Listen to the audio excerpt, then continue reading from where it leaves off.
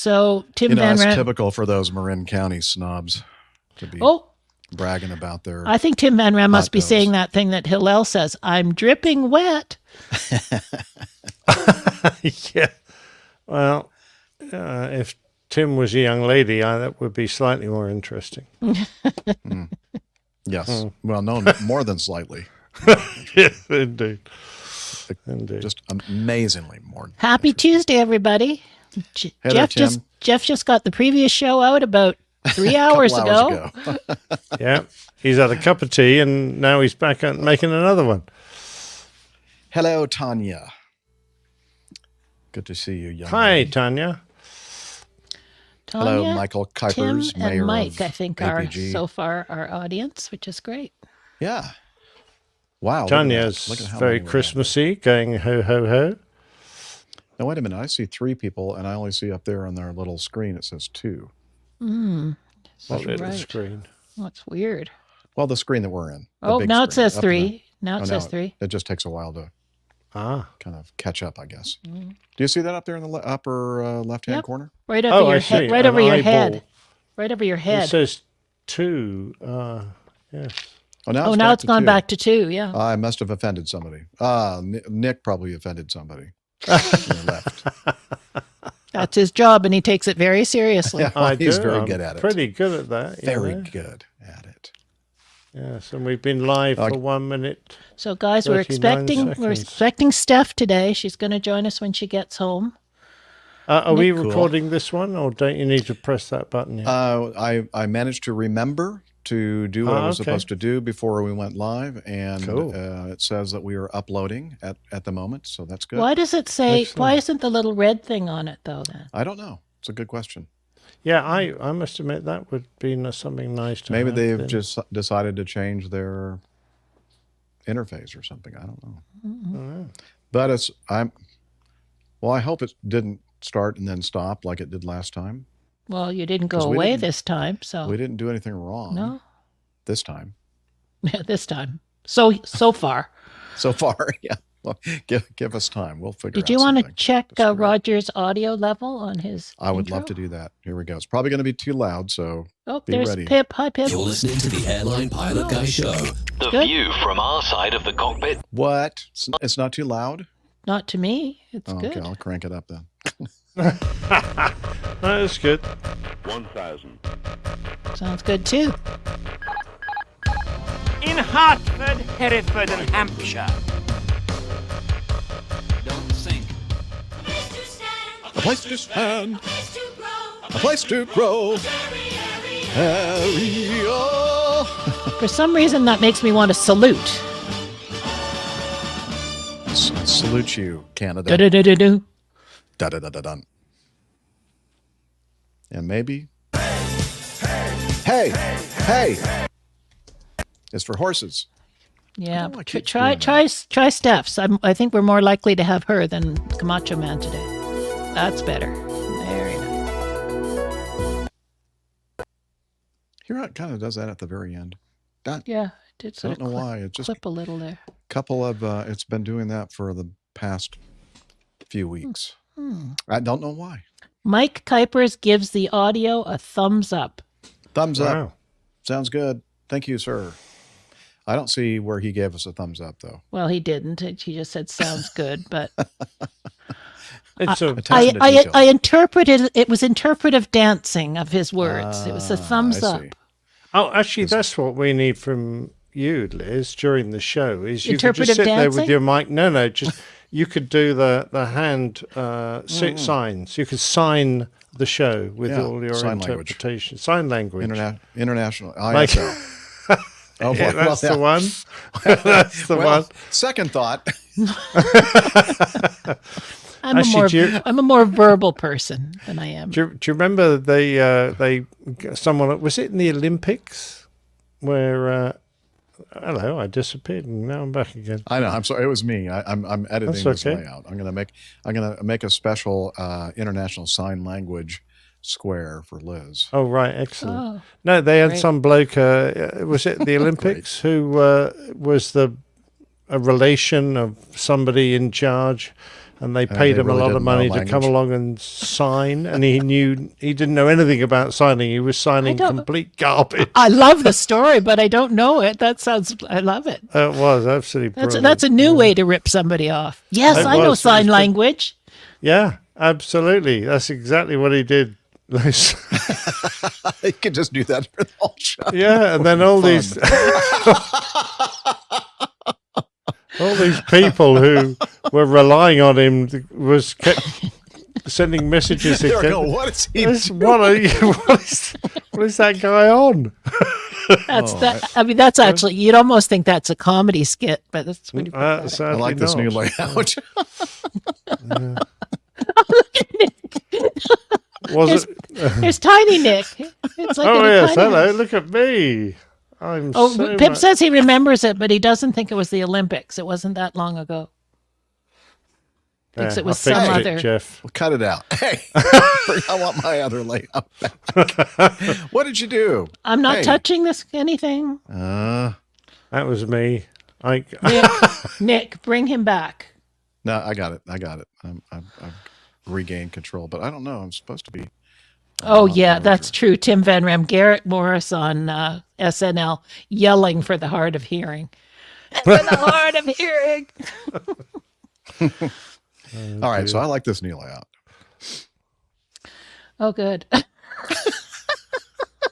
So do we, actually.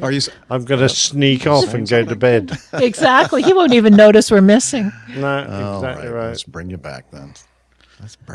Okay, we ready to go now then? Have you got your recorder on, Jeff? Oh, I'm thinking it was Nelson Mandela's memorial or something. It was something. Oh, yeah, it was something very important. It was something like that. Yeah, it's coming horrible. to me. Yes, Pip agrees with you. Mandela's funeral. Yeah, there you go. Oh, God. Yes. I did not. Of all the places. That's a great. I did not know that. I've never heard that. That's. Hi, Richard Adams. Hello. Oh, Richard Adams says you're right. It was Mandela's funeral. Yeah. All right. Okay. Indeed. I'm ready. I suppose we could go ahead and do this thing. Please. Let's do this thing. All right, here we go. Oh. You're listening to the airline. Up. Sorry, I wasn't. Okay, now I'm ready. Yep, I'm ready. Yeah, you said you were ready. You Okay. lied. All right, and then go to the big one. There you go. You know what I mean. That's what she said. We all like the big one. Here we go. You're listening to the Airline Pilot Guy Show. The view from our side of the cockpit door. WAPG. It's the Airline Pilot Guy. Airline Pilot Guy, episode 598. Yeah, he's up in the sky. It's the Airline Pilot Guy. Hello, you're listening to the Airline Pilot Guy show, the view from our side of the cockpit door. With your host, Captain Jeff, broadcasting live from Studio 1A at APG headquarters in Roswell, Georgia. Today's show is recorded on the 12th of December, 2023. Yeah, he's up in the sky. It's the Airline Pilot Guy. Picture light and he's flying by. With the Airline Pilot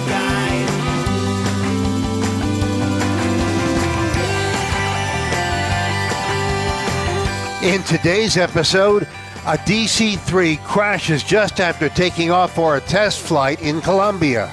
And a French court convicts a pilot for decapitating a skydiver with a plane's wing. Also ahead, more news and your feedback. So get all settled in. Tray tables and seat backs in the upright and locked positions. Electronic devices powered on. I'm Radio Roger, and Flight 598 is ready for pushback.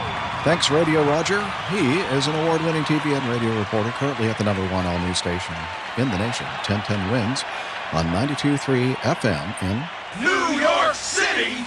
Welcome to the Airline Pilot Guy Show. It's an aviation podcast covering the latest in aviation news and answering your great feedback. I'm Captain Jeff, an almost retired pilot at a major U.S. legacy airline based in Roswell, Georgia, or actually Atlanta, Georgia. And joining me today from his studio in 1,000. In Hartford, Hereford, and Hampshire. Professional photographer, former RAF, RAAF fighter pilot, retired Airbus A330, A340 captain for Virgin Atlantic Airways. It's Captain Nick. Hi there, Jeff. Lovely to be back on. Christmas is coming. The geese are getting fat. Please put a penny in the old man's hat. If you haven't got a penny, a halfpenny will do. If you haven't got a halfpenny, well, God bless you. Okay, that's nice. Thank you for that. And also here to try to keep us under her nail or finger, what do you call it? Anyway, from our studio. Yeah, Thumb, that's it. In Toronto, Ontario, retired financier and aviation enthusiast, much, much more. It's our producer, Liz Piper. Hi, everybody. Now, Jeff, Neil Lanwarn's pointing out that the link was not put up on the website, So what? That's what he's telling us. Hi, Brad. I spent a good 5 to 10 minutes doing that earlier. Mm-hmm. Says it's not. Let me check this out, see if this is true. It definitely was on Twitter, Neil. I posted it there myself, so don't know what you're looking at. It was on Twitter and Facebook for sure. Let's see. He's probably talking about my. Oh yeah, look at that. Maybe. Why did it do that? Mm-hmm. I for sure. Oh, you know what? Yeah, user error. I did update everything, and then normally I just hit publish because I'm pretty confident that I did it correctly. And then, but this time I decided to do the preview before you actually publish it. Oh yeah. And I looked at the preview and I went, okay, that's done. Yeah, I've done that with publishing Playtales before, So I Come on the website and go, where's that damn Playtale going? I know. I'm thinking that's probably what happened there. So Neil, I did put up a link to 597 because Jeff published it earlier, but also this morning I put up the link to 598. So he's talking about the actual website thing, I guess. No, he was talking about Twitter too. Oh, is he? Yeah. Okay. That hippie pilot, hi. Oh, yeah. Hey, I thought about you on our last show just a couple of days ago when we were talking about that news update with Van's aircraft and the fact that they've filed for Chapter 11. Yeah. So Chapter 11 bankruptcy. You might have something to say about that. Mm-hmm. Okay, so I am here to correct this this horrible thing that I've done. I think I could do it in progress. Let's see here. How do I go to what we're doing live to get that? I just need to get that code for the YouTube. You mean the link? The link? Yeah, the link. I'll send it to you. The link, the YouTube link. Yeah, please send that to me. Correct. That will help because then I can just copy the appropriate. One moment, it's part coming. Of that. I'll text it to you. Okay. Thank you, ma'am. I knew it was too good to be true to start off that early. I just knew it. Okay, here it comes. All right. I'm waiting for it. I'm waiting for it. I'm waiting for it. Yeah. I'm waiting for it. Where is it? Coming all the way from Canada. Oh, okay. It takes some time. Yeah, their postal service is dreadful. There you go. It really is. That is true. Did you get it? I mean, yeah, you can say that 2 or 3 times. Did you get it? Did you get it? Did you get it? I did, yes. Copy. And then close this so we don't have any issues with echoes. And then I'll hit save and exit. I have to do it in 3 different places. Micah. I don't know how Micah made it here. I don't know. Without the link, how did you do make it? It here, Micah? Micah, that's impossible. Is he going to tell us? I don't know. Reveal to us how you did. You see, since he's the only person we put the link on the website for, and he got here, I know. I'm thinking maybe you don't have to worry about this anymore. Yeah, exactly. Seems like Neil seems to want it too. Yeah. Neil is a very wanting person. Needy. He's needy. Needy. That's it. Okay. So now, But we love you, Neil. We do. No, we're just kidding, Neil. I do still like your. Thank previous you, Micah. name. He said it was on Twitter. I did that. Yeah, it's always been on Twitter. Okay. View Okay, page. carry on. And it's on the website. Oh, Have a good Now- show, you guys. thanks, Thank Liz. you, Liz. All right. Well, I think that she's trying to get me to push the button that says news. Sounds good.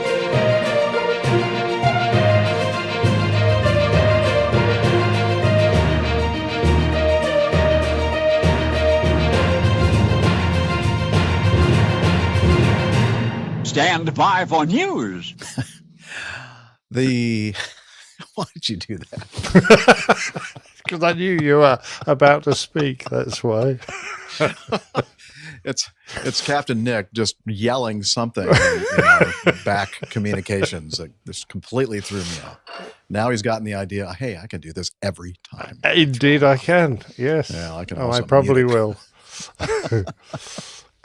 All right, let's start off with this final report. It was a crash of Alianza DC-3. I guess we're going to do this without Nick Yeah, I Camacho. thought we were saving Okay. this for Nick. You got the wrong thought Nick so. on. Well, maybe you pretend like you're Nick Camacho, and I a lot can't of- speak that slowly.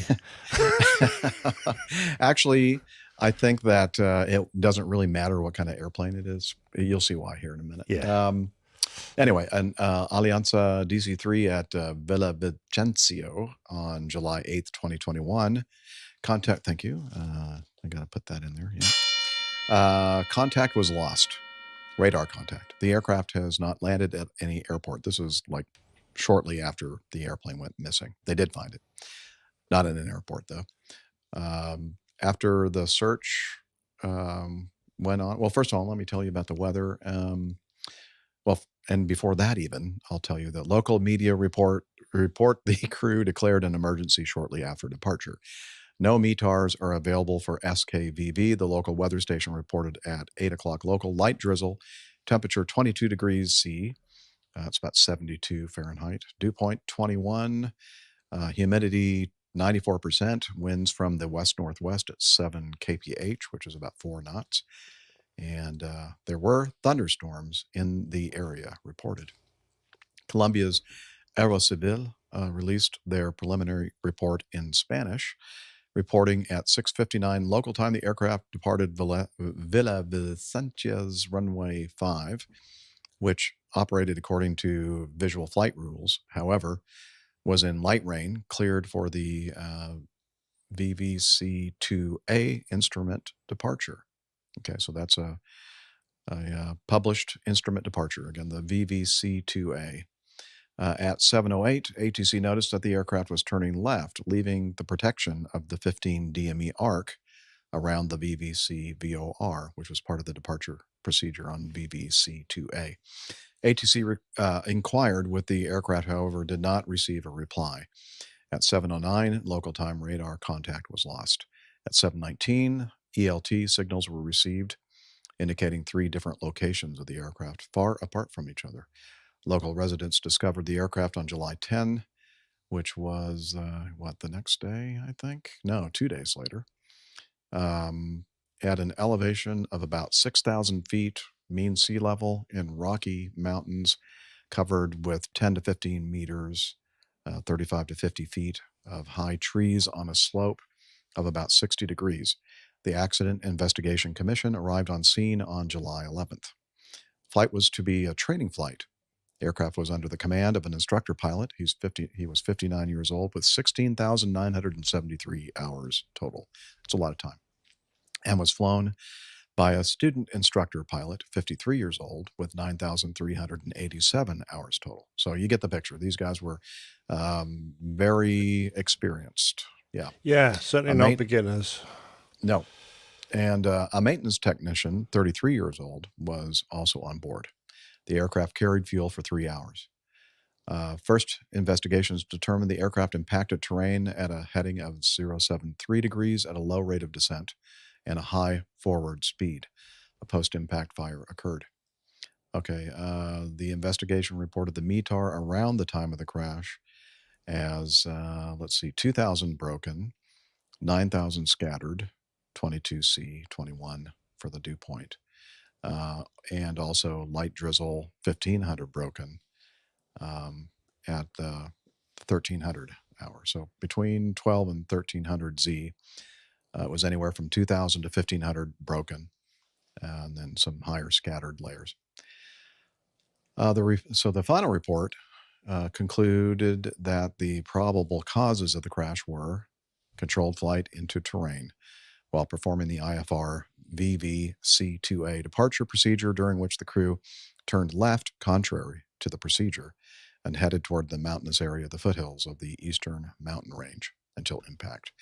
Loss of situational awareness of the crew, who, for reasons that could not be determined, turned in an apparently controlled manner to the left, contrary to what was indicated on the departure procedure, even though it was an experienced crew familiar with the operation area. So it goes on to talk about some other factors, operating standards, lack thereof, and planning and supervision of the training flight by the operator. But I've highlighted a couple of things here which I thought were particularly important.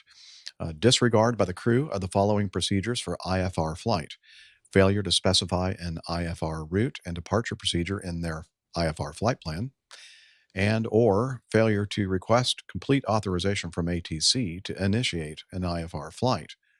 At no time did he mention the VVC-2A exit, key to the plan verbally proposed by them before takeoff. I don't know if he's talking about the inter-crew communications or communications between the flight and air traffic control. They did not define or request from ATC what standard or other departure procedure they should follow to begin the IFR flight, as they would encounter IMC shortly after takeoff. They did not require ATC, do not require ATC to assign a transponder code before takeoff or in any other phase of the flight, nor select code 2000 when you have not received instructions from the ATC unit to activate the transponder. So who knows what they had in the transponder? They didn't have an IFR transponder code, or any code apparently. Most likely not activating the transponder before takeoff and or verifying its correct operation before takeoff or immediately once the aircraft was in the air. And then of course, let's see, I thought they were going on with air traffic control. Not yet. Okay.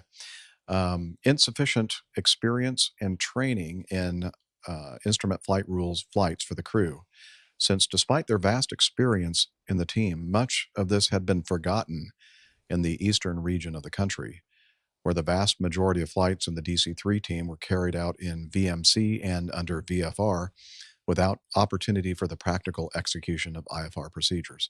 So apparently they just never really had to use IFR procedures, or hardly ever.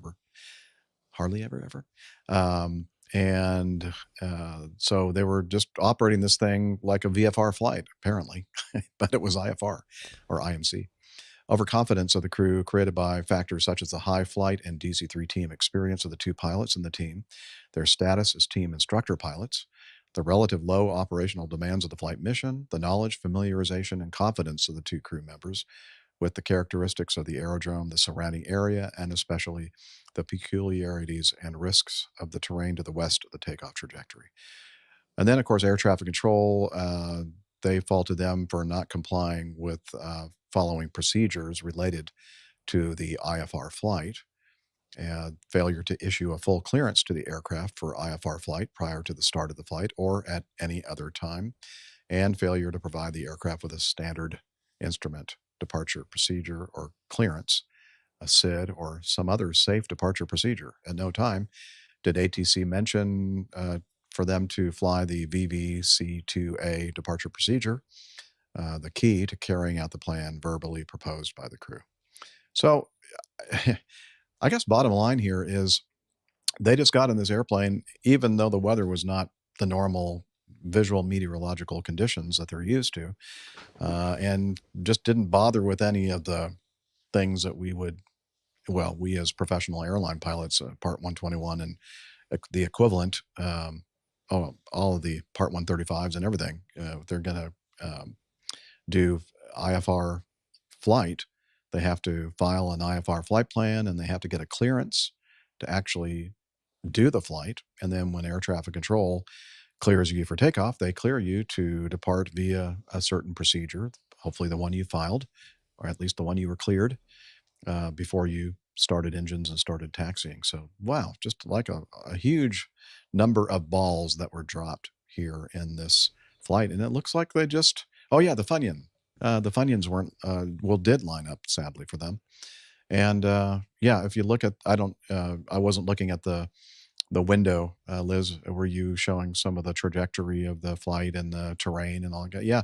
And then you look at the SID and you see that, that 15 DME arc that arcs to the right. Or I'm sorry, no, actually arcs. What does it do? Yeah, arcs to the right. Yeah, and arcs to, it looks weird. You get airborne, or more or less on the 15 DME arc, because the VOR is some distance to the east of you. And then you just fly around the 15 DME arc until you reach that triangle, which is called a VDAL, and then you turn northerly and go up that safe lane. Because if you carry on ahead, you're in a safe sector, or a sector where the safety altitude is 14,400 feet. If you follow this procedure, the safety altitude is around 6,100. So that's obviously why that procedure has been drawn up, to keep you in the low altitude safety area, so you don't fly into something solid. They got big mountains there in that area of the world. They do. They do indeed. It's a bit distressing, really, because I look at this and I think they were doing a training flight. I'm assuming it was an instrument flying training flight from two guys who apparently were not particularly au fait or not current with a lot of instrument flying techniques. But if you're doing an instrument training flight, then presumably you're trying your best to follow the correct procedures for what you're about to do. And they kind of didn't. They set off, just meandered northerly until they flew into terrain that that was higher than them. I just don't understand what the plan was. And by looking at the analysis, there wasn't a plan, and that was the problem. Yeah. I mean, that could all be distilled down to that. There was no plan, or if there was one, it wasn't well executed. Indeed, yeah. And I'll tell you what, that looked a nice aeroplane, what was left of it. I saw there it was in D-Day markings. It was obviously a historic aircraft. Very sad that they lost their lives. Very sad that they destroyed such a lovely, historic, and valuable airplane. Yeah. Fortunately, there weren't any, innocent passenger victims involved in this as well. Yes, Liz? They weren't that far away from the airfield, because they sort of got the emergency locator beacons 10 minutes after they lost radar contact. It took them 2 days to find the aircraft. And I'm going, wow, that must be some pretty inhospitable terrain up there if it took them 2 solid days to find them. And there was obviously a post-crash fire, which you'd have thought would have marked out their position quite clearly, but there you go. Yeah.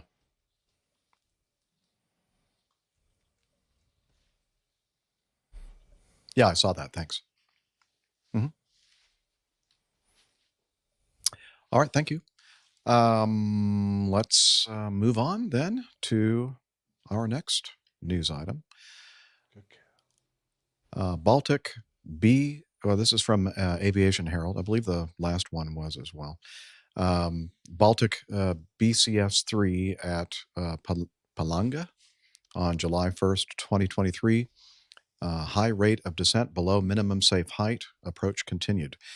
An Air Baltic Bombardier C Series, CS300, registration Yankee Lima Charlie Sierra Alpha, performing flight 375 from Riga, Latvia to Palanga, Lithuania, was on approach to Palanga's runway 19, about to perform an ILS approach. About 11.5 nautical miles before the runway, at 2,000 feet, the crew activated the APG autopilot approach mode on the autopilot.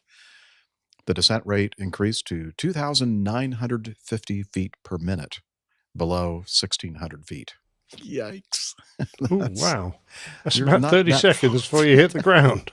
Yeah, that's not a good idea. The crew disconnected the autopilot. I guess they didn't feel it was a good idea either. They disconnected the autopilot at 1,465 feet AGL, according to radio altitude. The rate of descent decreased to 500 feet per minute before increasing again below 1,200 feet AGL. 9 nautical miles before the runway threshold, while extending the landing gear, the aircraft descended below 1,000 feet AGL at 133 knots indicated. At 860 feet AGL, the gear was completely extended. 8 nautical miles. This is a long way out, people, if you're not familiar with like the normal places for these things to occur. 8 nautical miles before the runway threshold at 216 knots indicated. Flaps 1 were selected. The descent rate stabilized at 700 feet per minute for about 25 seconds, followed by a climb of about 1,500 feet per minute up to 1,300 feet, which the aircraft maintained for about 40 seconds. Just to pause here for a moment. So What now are they doing, Jeff? I don't know. At 1,300, so at, let's see, what was the last distance that I just called at? 8 miles. Yeah. That should be like 2,100 feet above the ground, right? About that time on a 300 feet per nautical mile. 2,400 feet. I'm sorry, 2,400 feet. Yeah. I'm not good at math. Yeah. But I let me can get the drive my calculator. tractor. Thanks. Anyway, so they're way below where they're supposed to be at this point. So they just leveled off at 1,300 feet, probably realizing, we probably shouldn't be this low, this far away from the airport. No, and what's more, the speed has gone from 133 knots up to 16 knots. 216. I think maybe you have to remember to pull the power back. Yes. They've diving to the ground and they've gained 80 knots and then they've zoomed back up and all on instruments, all in cloud, I assume. Yeah, Wow. and so this is what I would not define as a stabilized approach, really at any point. No. 5 nautical miles before the runway threshold, the aircraft began to descend again, still being more than 2 dots below the glide path. Okay, the glide path on your instrument, if you're centered on that center dot of the glide path, you're where you're supposed to be. A dot below is, you should be worried a little bit, like, I got to get that thing back up to where we're supposed to be. Yeah, if you're a dot out, you're not doing a very good job. No. And that 2 dots out for many operators. I mean, at that point, that you're done. If you can't maintain within 2 dots, especially that far out, Oh, Neil Landworm in our live audience thinks that maybe they were setting up for a bombing run. That could be, although this is a scheduled airline carrier, so probably not. Anyway, the aircraft descended below or through 1,000 feet above ground level again at 900 feet per minute. Okay. And 2.1 dots below the glide slope. So there's still more than 2 dots below the glide slope at 135 knots. A TAWS, a terrain awareness warning system. Warning sounded. The aircraft leveled off at 880 feet. The trajectory was corrected at 2.5 miles before the runway threshold, and the aircraft continued for a safe landing in the runway's touchdown. Whereupon they all congratulated themselves for a job well done. Good job. Yes. Nice. High five. Yeah, we cracked that one. Yeah. Way to go, man. Yeah. according to information the Aviation Herald received, the crew was aware of possibly false localizer signals at Palanga, according to NOTAMs. Ding, ding, ding, ding, ding. Okay. Yeah. However, they did not discuss this possibility during their approach briefing. Yeah, it's no big deal to get a false localizer signal and your airplane start descending like way before it should and at a much higher rate than it should. Yeah, so when the crew activated the approach mode, the aircraft captured a false localizer signal, actually a false glide slope signal, immediately followed by, First, it captured a false localizer signal, immediately followed by capturing a false glide slope signal, sending the aircraft into a steep dive. The crew disconnected the autopilot at about 3,000 feet per minute sync rate and initiated recovery. The aircraft reached a minimum height of 800 feet, 2 nautical miles offset from the extended runway center line. Oh, okay, so they weren't even aligned with the runway. Wow. And about 9 nautical miles before the runway threshold. Due to loss of situational awareness, the crew did not initiate a go-around, but continued the approach.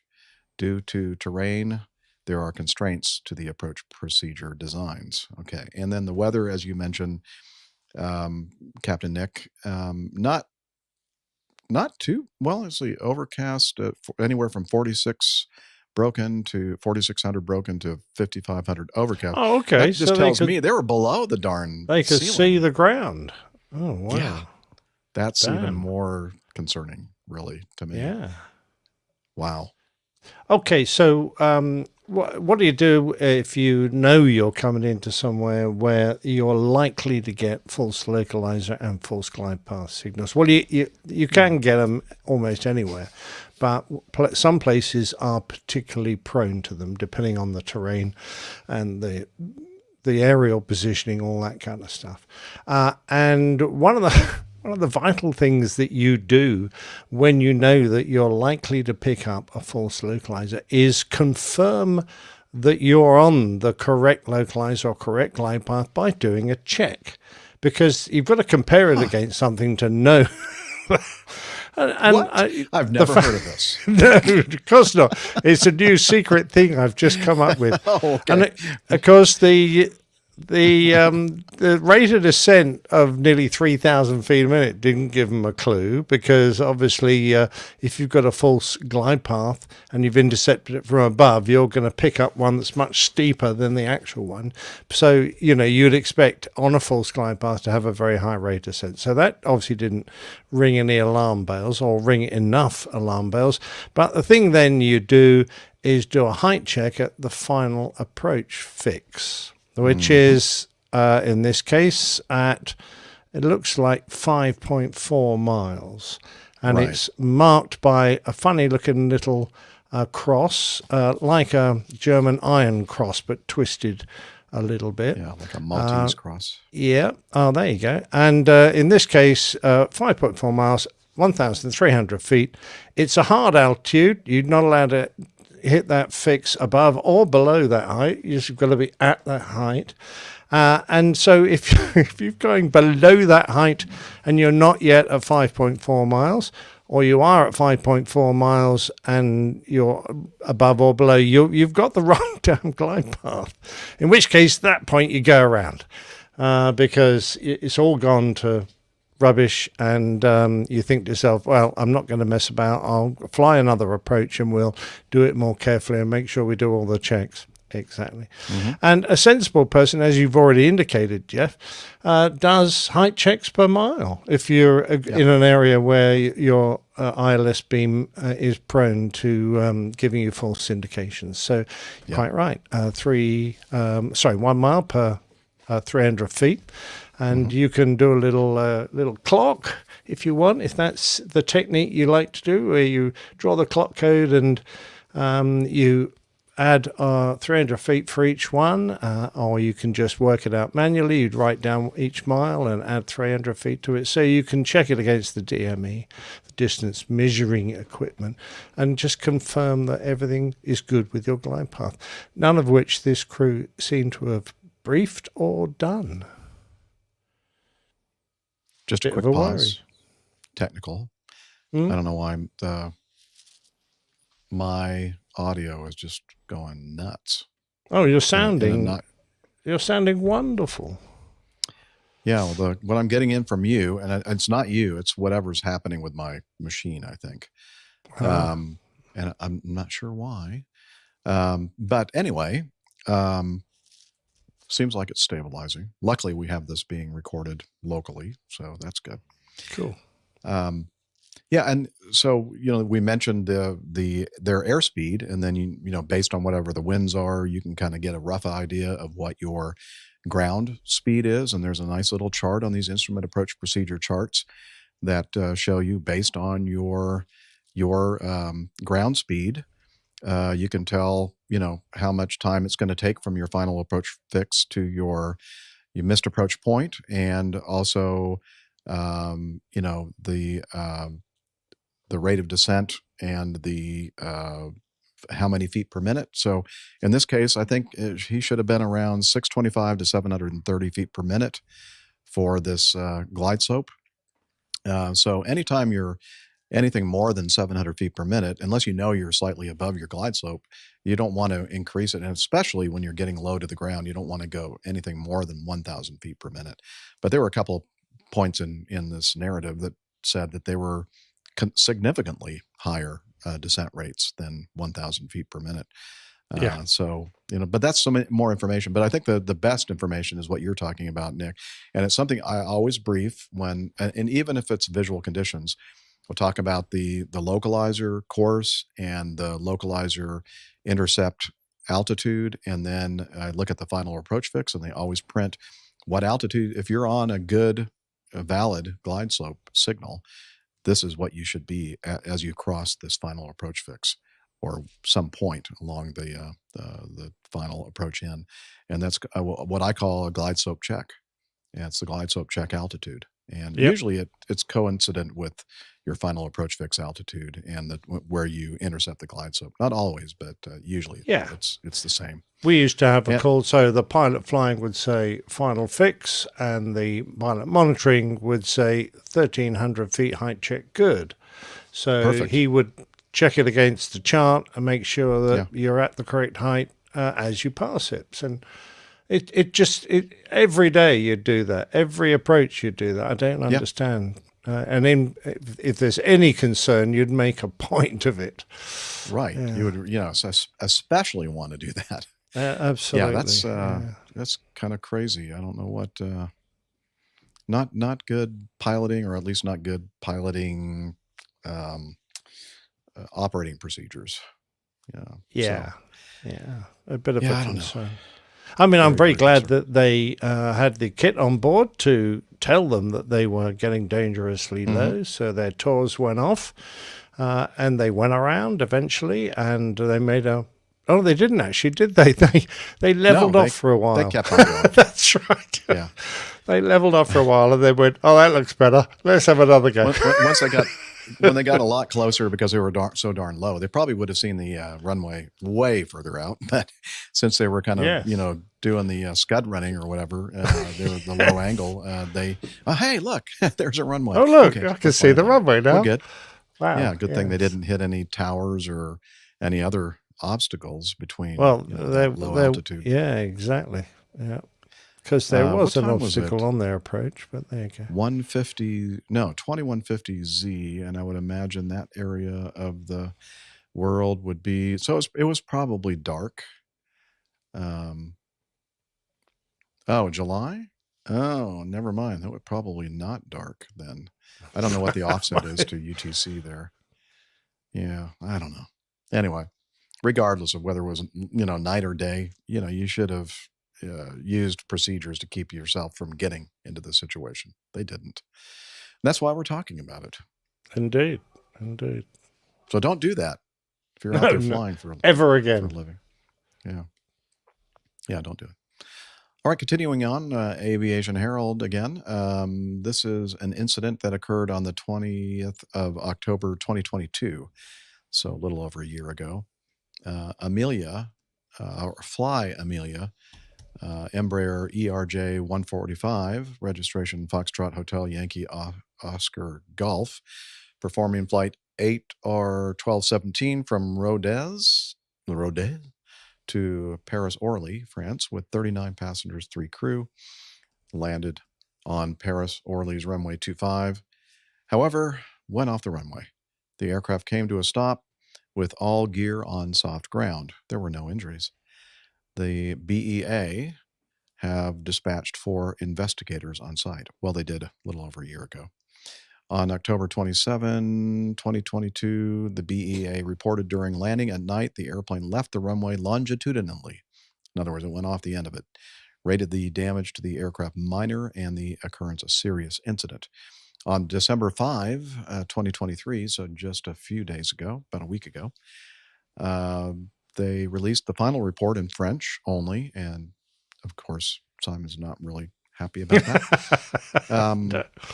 And they came up with this, probable causes, lack of sharing of doubts and concerns by each flight crew member, causing absence of a common project. So in other words, I guess they didn't discuss the risks that they could encounter during this landing. Breakdown of crew coordination during descent and approach, in particular, failure to respect the differences of roles of pilot flying and pilot monitoring. Now, I have not read the report because, of course, I don't speak French or read French, so I couldn't have anyway, but they must go into some detail about what was happening between the role of each crew member and the fact that this cooperation between them broke down. Evolution towards an autocratic cockpit with the tendency of the captain overstepping his role as pilot monitoring and the first officer as pilot flying, accepting this development without seeking to assert himself. Okay, so I guess the captain's kind of telling the first officer what to do and when to do it, and the first officer is probably not asserting himself, saying, "Hey, we're a crew here. Let me fly the airplane." Of course, at this point, I think is when I would kind of let go of everything and say, "Okay, Captain, you have the aircraft. It's your airplane." Absence of any attempt to recapture the expected synergy despite the common CRM deterioration. Incomplete management of errors and threats, TEM, in a stormy, evolving situation. In particular, failure to identify possible runway limitations, downwind and crosswind conditions in a thunderstorm environment prone to wind shears and showers. Okay, so the weather wasn't very good. The crew's inappropriate management of trajectory and energy, leading them to intercept the glide slope from above with an aircraft that was too fast. Okay, those things together, no good. If you're above and you're too fast, I mean, now you have excess energy. Continuation of the approach despite most of the stabilization criteria not met, and a TAWS, terrain too low alert, that was triggered. And they continued the landing despite the terrain too low alert and despite the fact that they touched down long. Ouch. Yeah. What's going on out here? Come on, people. Greg Peterson in our live audience says the lawn dart trying to get back to its natural habitat. What do they call the 145 a lawn dart? I know that we used to call the F-16 a lawn dart. But I've never heard the 145 referred to that, but that, I guess it. Oh, Brad, the Sultan of Wings in our audience says Captain Pepe Le Pew may have been distracted and not focused on the approach and landing. Well, apparently he was focusing on berating the first officer and how he wasn't flying. And apparently maybe he had some reason to. It sounds like the poor guy wasn't doing a splendid job in managing his glide path and energy. Yeah, what do you think, Captain Nick? Just a recipe I for always disaster. hate it when I see that CRM has deteriorated. Then you've got a belligerent and autocratic captain who's overstepping his role, trying to treat the first officer perhaps as a bit of an autopilot, ordering him to do this, that, and the other to fix. And the first officer not asserting himself and not saying, "Look, I'm not doing a very good job here. I need some help, or you fly it." So it just concerns me. And then, of course, having got to a situation where they didn't hit any of the stabilized approach criteria, not ordering a go-around. I say there's little in the way of mitigation for the captain. Obviously the first officer was flying the approach, but I suspect he might have been browbeaten into making mistakes. We can all, if you really turn it on to another pilot and start berating him, any pilot will, his technique, his skill levels will drop through the floor. And if you've got a captain, if you've got a captain that is doing that, is behaving badly, the first officer is going to struggle to fly well. It takes a really strong character to, buckle down and do a good approach regardless when someone's being a bit of an idiot in the other seat. So it doesn't surprise me if the approach went to rubbish. It does surprise me that one of them didn't initiate a go-round. There you go. Right. Again, another, the previous one, same thing. Like, hello. At what point is somebody going to say, hey, this doesn't look like we're performing the way we should here. Maybe we should go around and get this all sorted out and try it again. Yeah, unless the airplane's on fire or they're running out of fuel. I mean, there's really no excuse not to. No, exactly right. Now, Liz, our producer in the background here, do we want to save this for Dr. Steph? Okay. All right. Well, we can move on then to this next item. Does Trevor Jacob have his pilot's license? And this YouTube channel, Dan Milliken, YouTube channel, Taking Off, does a great job of kind of using both terms, license and certificate, because here in the USA, and I've mentioned it several times, not that I care, to me, they're almost an interchangeable term, license, pilot's license or a pilot certificate, because most of the world, pilots have licenses, but here in the US, we just have certificates. And the difference is kind of the legal aspects of these things, where the FAA, without a legal process, can yank our certificate or take it away from us. Whereas I think if you have a license, it's a little bit more of an involved procedure, more of a judicial, legal kind of a procedure. But regardless of that, Dan Milliken at Taking Off, and Dan, if you're watching this or somebody told you that we were playing a little bit of your video, I know I didn't get permission from Dan to do this, so we'll just play little snippets of it. But because I didn't, I want everybody to be aware of his channel because it's very good. Many of you probably already subscribed to it. But again, it's Taking Off, and we'll have a link in our show notes, so you can go over there and you can subscribe and like, which is we don't usually ask you to do that for us because we're not using the video as our primary platform, but he is, and he's got a whole bunch of subscribers, which is a great thing. And that's how they get revenue. So it would help that if you're listening to our show that you go over there and subscribe to his channel, help his analytics and the algos for him. But so the reason why I want to play this is that we had, was it last episode, Liz? We were talking about the fact that he was fined a certain amount of money, and I'm going to talk about that a little bit more later, but also a federal prison sentence of just 6 months. And as Captain Nick pointed out on the last episode, that the reason it wasn't more than that was because he was basically convicted for hindering the investigation by taking the airplane and bringing it back via helicopter to the airport and then cutting it up and dismantling the thing and throwing it away in little pieces. Trying to hide it. Yeah, obvious. Well, no, I'm sure there must have been some other reason, Nick, than trying to hide it. So that was the prison sentence that he was awarded.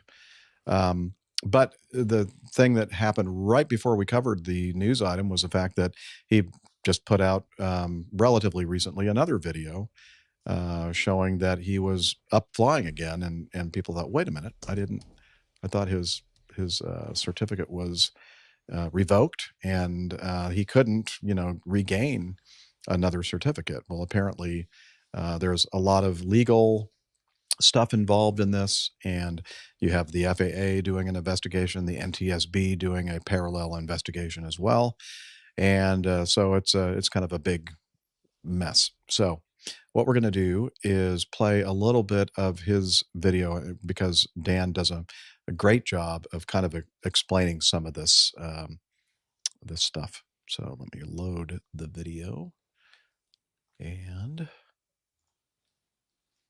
we'll play a bit. It'd be so easy for me to do, wouldn't it? Okay, open, and then I'm going to go to a certain point, time code. Okay, here we go. Normal. The FAA completed their investigation and on April 11th, 2022, issued an emergency revocation of Jacob's pilot certificate. And under the agreement between Jacob and the FAA, he would not be able to reapply for a pilot's license certificate until February 11th, 2023. 10 months. The big question going around the aviation social media boards is, does Trevor Jacob really have his pilot certificate back? I have confirmed with the FAA that Jacob's application is working its way through the standard practice and that he does indeed have a temporary airman certificate. So yes, Jacob can legally fly again right now. He received his temporary certificate on June 17th, 2023 after completing a check ride with DPE Clifton Schumann. That's the FAA's case. They ruled a revocation and Jacob walked out the punishment and has now been given a second chance to fly. Now, here's an interesting point. In the plea agreement of April 2023 that Trevor Jacob signed, paragraph 16 reads, "The prohibition that defendant shall not apply for a pilot's license of any type." And I've asked the USAO if they view this latest development, Jacob applying for and receiving his private pilot certificate, as a violation of the plea agreement. But the answer is that the paragraph deals with his right of appeal and basically meant that if the court had taken away his ability to apply for a certificate, he would be unable to appeal that decision. However, the court at the end made no such order.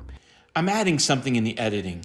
The United States Attorney's Office actually wrote to the court this: given the nature and seriousness of defendant's offense conduct and the circumstances surrounding that conduct, in essence, intentionally crashing an airplane and obstructing the subsequent federal investigation of the crash, defendant should not be allowed to pilot any aircraft during his term of supervised release or, if applicable, any term of probation. The government strongly objects to defendant being able to exercise the privileges of a licensed pilot during his term of supervised release or probation. The recklessness and risk created by defendant's conduct run directly counter to a licensed pilot's responsibilities. Unfortunately, the judge did not see it this way and has allowed Trevor Jacob to regain his pilot's license. One more point on the revocation. Jacob intentionally crashed a plane by bailing out of it, leaving it to land wherever and on whomever might be below. And yes, it was a forest, so likely nobody under it. But you can't ever be 100% sure. So the FAA, for that incredibly dangerous act, took his certificate away for 10 months. I remember the time early in my pilot life when I got called into the FSDO and I lost some sleep previous nights leading up to that. But really, if that's the worst that the FAA can do, it appears pretty toothless, unless you're taking medical issues. A friend had a physician put down something wrong, and they almost never got their medical, almost never got to be able to fly. So the FAA has plenty of teeth there. You can maybe take one medicine too many, never fly. You can bail out of a plane, crash it wherever. And, well, okay, won't get into that. You just let me know what you think. There you go. Good point. Yeah, excellent. Isn't that the irony of this whole thing? We've dealt with the last several episodes the FAA medical certification process, and if you lose your certification, how sometimes you'll never ever regain it. And so that's basically a lifetime sentence. And somebody goes up, crashes a perfectly good airplane just so that he gets more, gets a viral video and more likes and more clicks and more money eventually, I guess. And he gets a slap on a literal slap on the wrist. He's going to be going to a minimum security federal facility in Lompoc, California, or somewhere in California. So it's going to be it's almost going to be like detention at high school, basically, and for 6 months. And yeah, isn't that odd? I mean, that's one of those things I guess I should have pointed out is, even though in the legal document they used the term licensure, that's not correct. It's a certification. And that's one of those things where the FAA can revoke a certification or a certificate, but they can also grant it if they want to, regardless of what the legal process says about it. Obviously, the legal people are going, what? Are you kidding me? Like, we don't want you to give him a certificate. And the FAA goes, well, okay, we're going to give it to him anyway. The whole thing's crazy, I think. Indeed, completely out of proportion as well, because, we know lots of guys who are trying to become professional pilots and they've got a hiccup with their medical, and as a result they're spending a lot of money and a lot of worry trying to get problems solved, some of which are completely nonsensical. They're perfectly fit people, and yet this guy just seems to be flying in the face of all good common sense, all legal requirements and attitudes you should have as a professional pilot, and getting away with it. I just don't understand how it can happen. I don't understand how the judge can override what the FAA see as being the correct procedure, denying him the right to fly. But then again, I don't understand American legal system, so obviously there is a hierarchy there. But I think someone needs to get a grip of this, because the publicity involved in this is just making the FAA look damn silly. But then honestly, maybe it's just those of us that are involved in the aviation community are aware of the buffoonery going on here, and the general public maybe has no idea, and they don't really care, perhaps. You might be right. If that's the case or not. All right, well, let's see. Talking about buffoonery, let's talk about Canada. I'm surprised that she's not yelling at me through the back channel, but she's making a slide on the fly. Do I need to vamp a little bit, or is it a slide for this item? Okay. So let's continue with this from Paddle Your Own Canoe. No, don't paddle somebody else's. Paddle your own canoe. Indeed. Air Canada to test self-heating de-icing strips that could revolutionize winter air travel and slash delays. Now, this is interesting, I think. Air Canada is to become the first airline in the world to test what is being built as a revolutionary way to de-ice aircraft with the use of self-heating strips that are permanently attached to key areas of the plane, like the wings and tail fin. For decades, airlines have had to rely on environmentally unfriendly chemicals like propylene or ethylene glycol. Propylene or ethylene glycol to de-ice aircraft by first removing ice and then preventing it from building up while the plane taxis for takeoff. De-icing is a crucial process for airlines operating in sub-zero operating conditions. Because if ice remained on the wings during takeoff, it would disrupt the smooth flow of air over the wings, which is crucial for generating lift. Ooh, I'm impressed with whoever's writing this. They actually know what they're talking about. That's pretty cool. It's that GPT thing program, I think. Chat. Well, yeah, it could I be. don't know. It's one of the latest versions of ChatGPT. As many travelers will have unfortunately experienced, the current method of de-icing, which requires large trucks to spray the wings, tail fin, and sometimes the fuselage with chemicals, is slow and often leads to delays because the process can only start when the plane's fully boarded and ready to depart. Air Canada, however, is preparing to install a brand new electromagnetic de-icing system on one of its Airbus A320 series aircraft, the first airline worldwide to install the technology.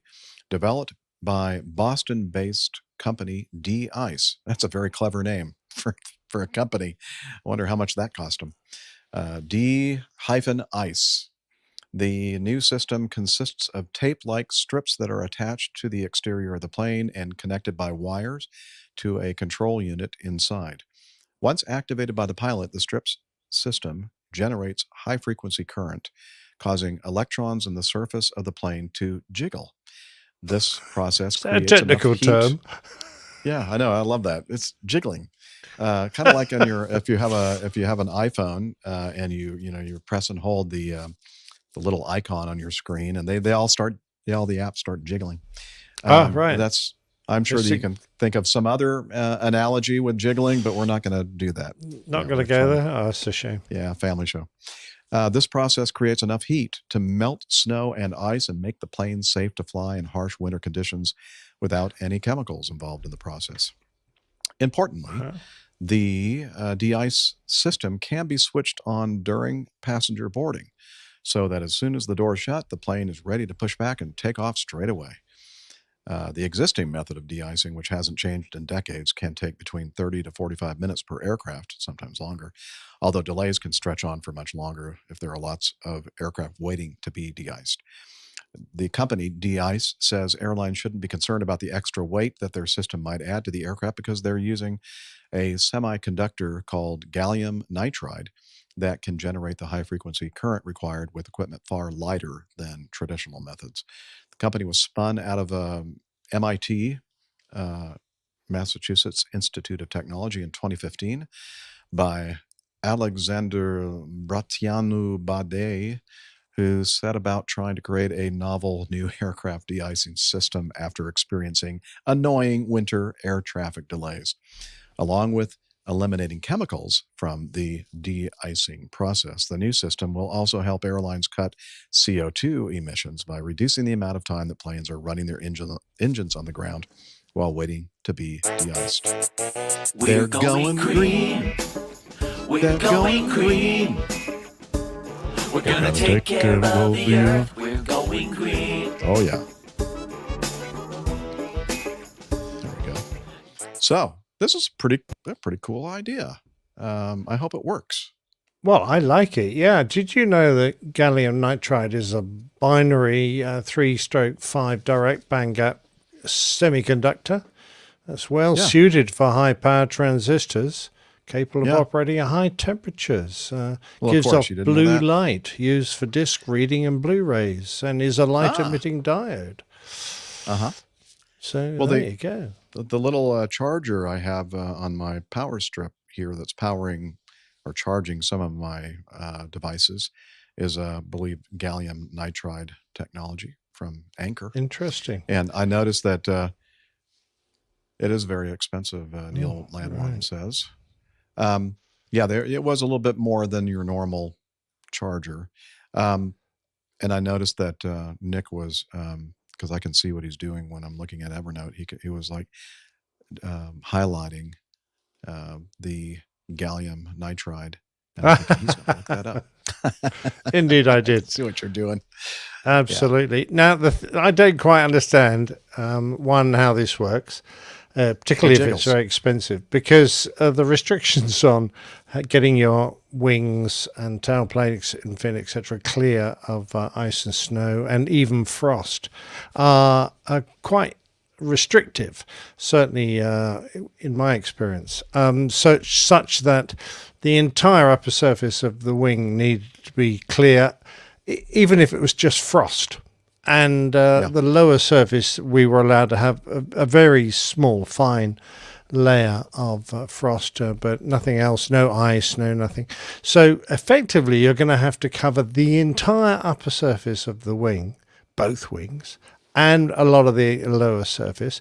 And of course, the fuselage has to be clear as well as the tail. So basically, you're going to have to stick this tape over the entire airplane. And if it's very expensive, like Neil Lamborn says, are they going to be able to afford it? And what happens when it starts peeling off?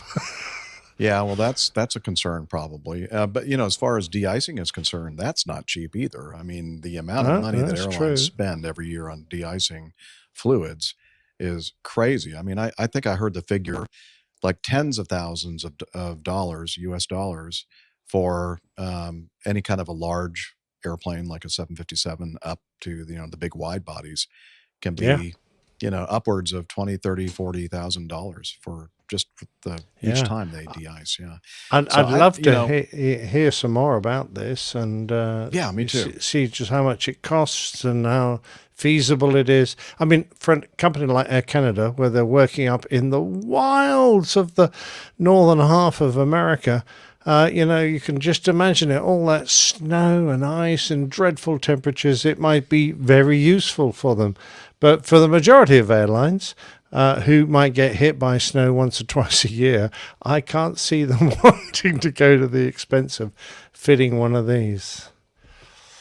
Yeah, I guess maybe it's just you got to look at all the your past spend on de-icing fluid and what the effectiveness is. This is going to be something that's going to be 100% effective, or maybe 60-70% of the time you can use this system, but there are times, like you're saying, that the snowfall is so heavy that there's no way that, unless you have the whole darn airplane wrapped in this tape, that it would be effective. So maybe they'll just have to sometimes use normal de-icing in certain conditions. And of course, it occurs to me that the aircraft that are made mainly out of carbon fiber, you have got this Faraday's cage. There's usually a copper layer that runs through the carbon fiber to conduct electricity if you get struck by lightning. Why don't you just put a couple of terminals on that and run a few hundred volts through it and just heat up that layer of copper until the airplane gets nice and toasty warm, and that would do the same thing, wouldn't it? I don't know. Wow, I don't know. If you're out there, you're an engineer, especially an electrical engineer, let us know. Really, I mean it sounds like it'd be a reasonable thing, but there must be some reason why they're not doing that. Yeah, maybe the airplanes keep blowing up when they try it. I don't know. Could be. Don't have to worry about the ice anymore. It probably delaminates the carbon fiber. But probably. Yeah. Pardon me? Yes, we'll keep our eyes peeled for the peeling snow and ice. Indeed. Yeah. Okay. But I do like the concept. Yeah, me too. I love kind of thinking outside the box kind of concepts. Okay. Next item from MSN.com. This is sent to us by Texas and LaShock. Supersonic jet startup Boom Technology looks to December test flight this month. They said that an investment from the Kingdom of Saudi Arabia has taken its total fundraising to $700 million, with billions more needed. Saudi Arabia's NEOM Investment Fund, the group associated with the futuristic NEOM tourism-driven enclave near the Red Sea, is investing in an undisclosed amount of Boom Supersonic, the U.S. startup working to bring a supersonic passenger jet to commercial service. Boom said it raised more than $700 million to date with the completion of its latest funding round, the size of which the company declined to reveal. Further development to put Boom's Overture aircraft into commercial service around 2030 will require as much as $9 billion, co-founder and chief executive Blake Scholl told The Messenger, another news source. He declined to reveal the company's valuation or if it has begun a new fundraising round. New airplane development is not inexpensive, he said. The 4-engine Overture aircraft is designed to carry as many as 80 passengers at Mach 1.7, primarily across the Atlantic using sustainable aviation fuel. Trans-Pacific flights will require a refueling stop. The Overture will cruise at a slower speed than Concorde, which last flew in 2003, but is designed to operate more efficiently so that ticket prices are comparable to current business class fares, according to Scholl. The investment comes only weeks before Boom plans to fly its XB-1 demonstration aircraft for the first time before year end. The demonstrator, which is powered by 3 GE Aerospace Jet J85 engines. Hey, I've flown jets with those, the T-38, is a smaller platform to test technologies planned for the larger Overture jet. Boom has been performing high-speed ground testing on the aircraft in Mojave, California, reaching a top speed of 94 knots in recent weeks ahead of the first flight test. Boom hasn't disclosed a date for that flight, but Scholl says it's one of several milestones for the XB-1 program to achieve before hitting a supersonic speed in 2024. He said, we're real darn close. We're on the 1 yard line on this program. They're in gridiron football, there are 100 yards from end zone to end zone, and they're on the first yard line, and hopefully they're pointed in the proper direction, because that's 99 if you go the wrong way. Only one to go. I'm assuming that's what I'm getting from this. He goes, wait, no, I told you we're only on the 1 yard line. Anyway, and then the article goes on to talk about, in other investors, competition, that sort of thing. And it hasn't died yet. Boom has told customers, American and United Airlines, that it plans to attain U.S. certification of the aircraft by the decade's end. Combined, the two airlines have paid deposits for 35 Overture orders and hold options for 75 more. I'm still, Interesting, I have to isn't admit, it? kind of skeptical. But yeah, absolutely. They haven't aimed particularly high in this goal of theirs. I mean, it's a 1.7 Mach aircraft with 80 passengers. That's considerably less than we achieved, in the last century, not this century. So it's a shame. I probably say they're obviously very concerned about noise, and they're concerned about the fuel consumption. When you want to go faster, it costs a lot of gas. I'm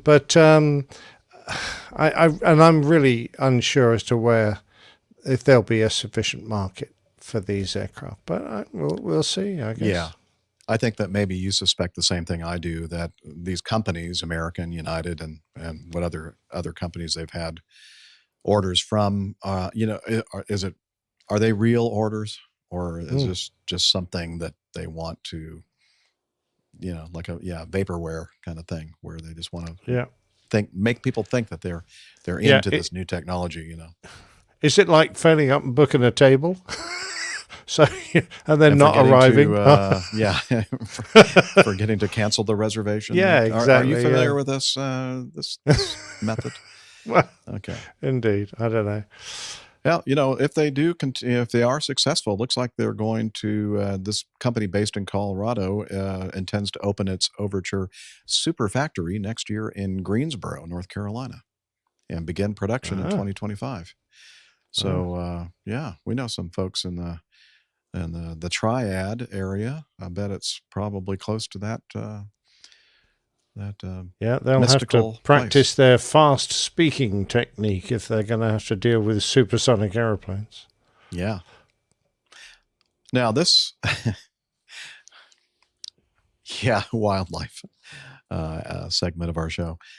This was sent in by a couple of our APG community members, Sam Dawson and Larry Geezer, who said, quote, "This story was so sad it made me blubber." And you'll see why that's funny in a second. It looks like there's a whale on the runway at a seaside Pacific Northwest airport. This is from Flying Magazine. The large mammal has washed up near the sand runway area at Copalis Beach. Copalis? I've never heard of that. In Washington State. Pilots who intend to head to Copalis Beach. By the way, we've had this in our news folder for a little while. November 24 when this was published. It's a bit smelly by now. I'm hoping that they've figured out how to take care of the situation by now. But anyway, pilots back then who intended to head to Copalis Beach in Washington State might want to reconsider, as a deceased whale has washed up on shore in close proximity to the stretch of sand used as a runway. According to the Washington State Department of Transportation Aviation Division, the deceased, Cetashen? Do you know how to pronounce that? Anybody? I've lost where you are in the. Oh, it's I've highlighted it. I don't know if you can see Oh. my. Oh, I don't know. Cetacean. Oh, like a Cessna cetacean. That's the one. Yeah. Okay. The deceased cetacean is a fin whale. Oh, all the way from Finland. According to whale. Hang on a minute. I thought it was a fat whale. No, it's very thin. Very thin. Okay. Yeah. Well, the fin, why is it such a problem then? I don't understand. I don't know. But not only is it a fin whale, but it's a baleen whale that can grow up to, or baleen, of course, baleen. Thank you. Can grow up to 90 feet long and weigh up to 130 tons. That's almost as much as a Cessna. Well, a little bit more than a Cessna cetacean, making them the second largest whale in existence after the blue whale. Wow. Washington DOT has issued a warning to pilots about the whale on the runway, noting, "We're asking pilots flying into the airport over the holidays to use extreme caution, as officials will be working to determine the cause of death of the whale, while other pedestrians and beachgoers could be in the area." Okay. That's right. Copalis Beach Airport's located 15 miles north of Bowerman Airport in Hoquiam, Hoquiam, Hoquiam. Copalis is one of the airports that state manages and the only beach airport in its system where aircraft are allowed to land legally. State wildlife officials add that at this time they will be allowing the whale to decompose naturally. Oh, that could take some time. Maybe this has not been resolved by now. That was only a few weeks ago. Yeah, it's probably going to smell wonderful. You know why they do that, don't you? No. Why they let them decay naturally? Well, the Oregon Highway Division once used dynamite to remove the carcass of a 45-foot sperm whale that washed ashore near Florence. And I remember seeing the video of huge lumps of whale flying through the air and landing amongst the enormous crowd that had gathered to watch the blowing up of this whale. It was an absolute disaster. According to cameraman Doug Brazil, shooting 16-millimeter film, they were a quarter of a mile away from the whale at the time of the explosion. Quote, "We were running away when we heard a second tremendous explosion in front of us. A piece of blubber the size of a coffee table hit the top of an Oldsmobile and completely flattened the roof." Wow. I love it.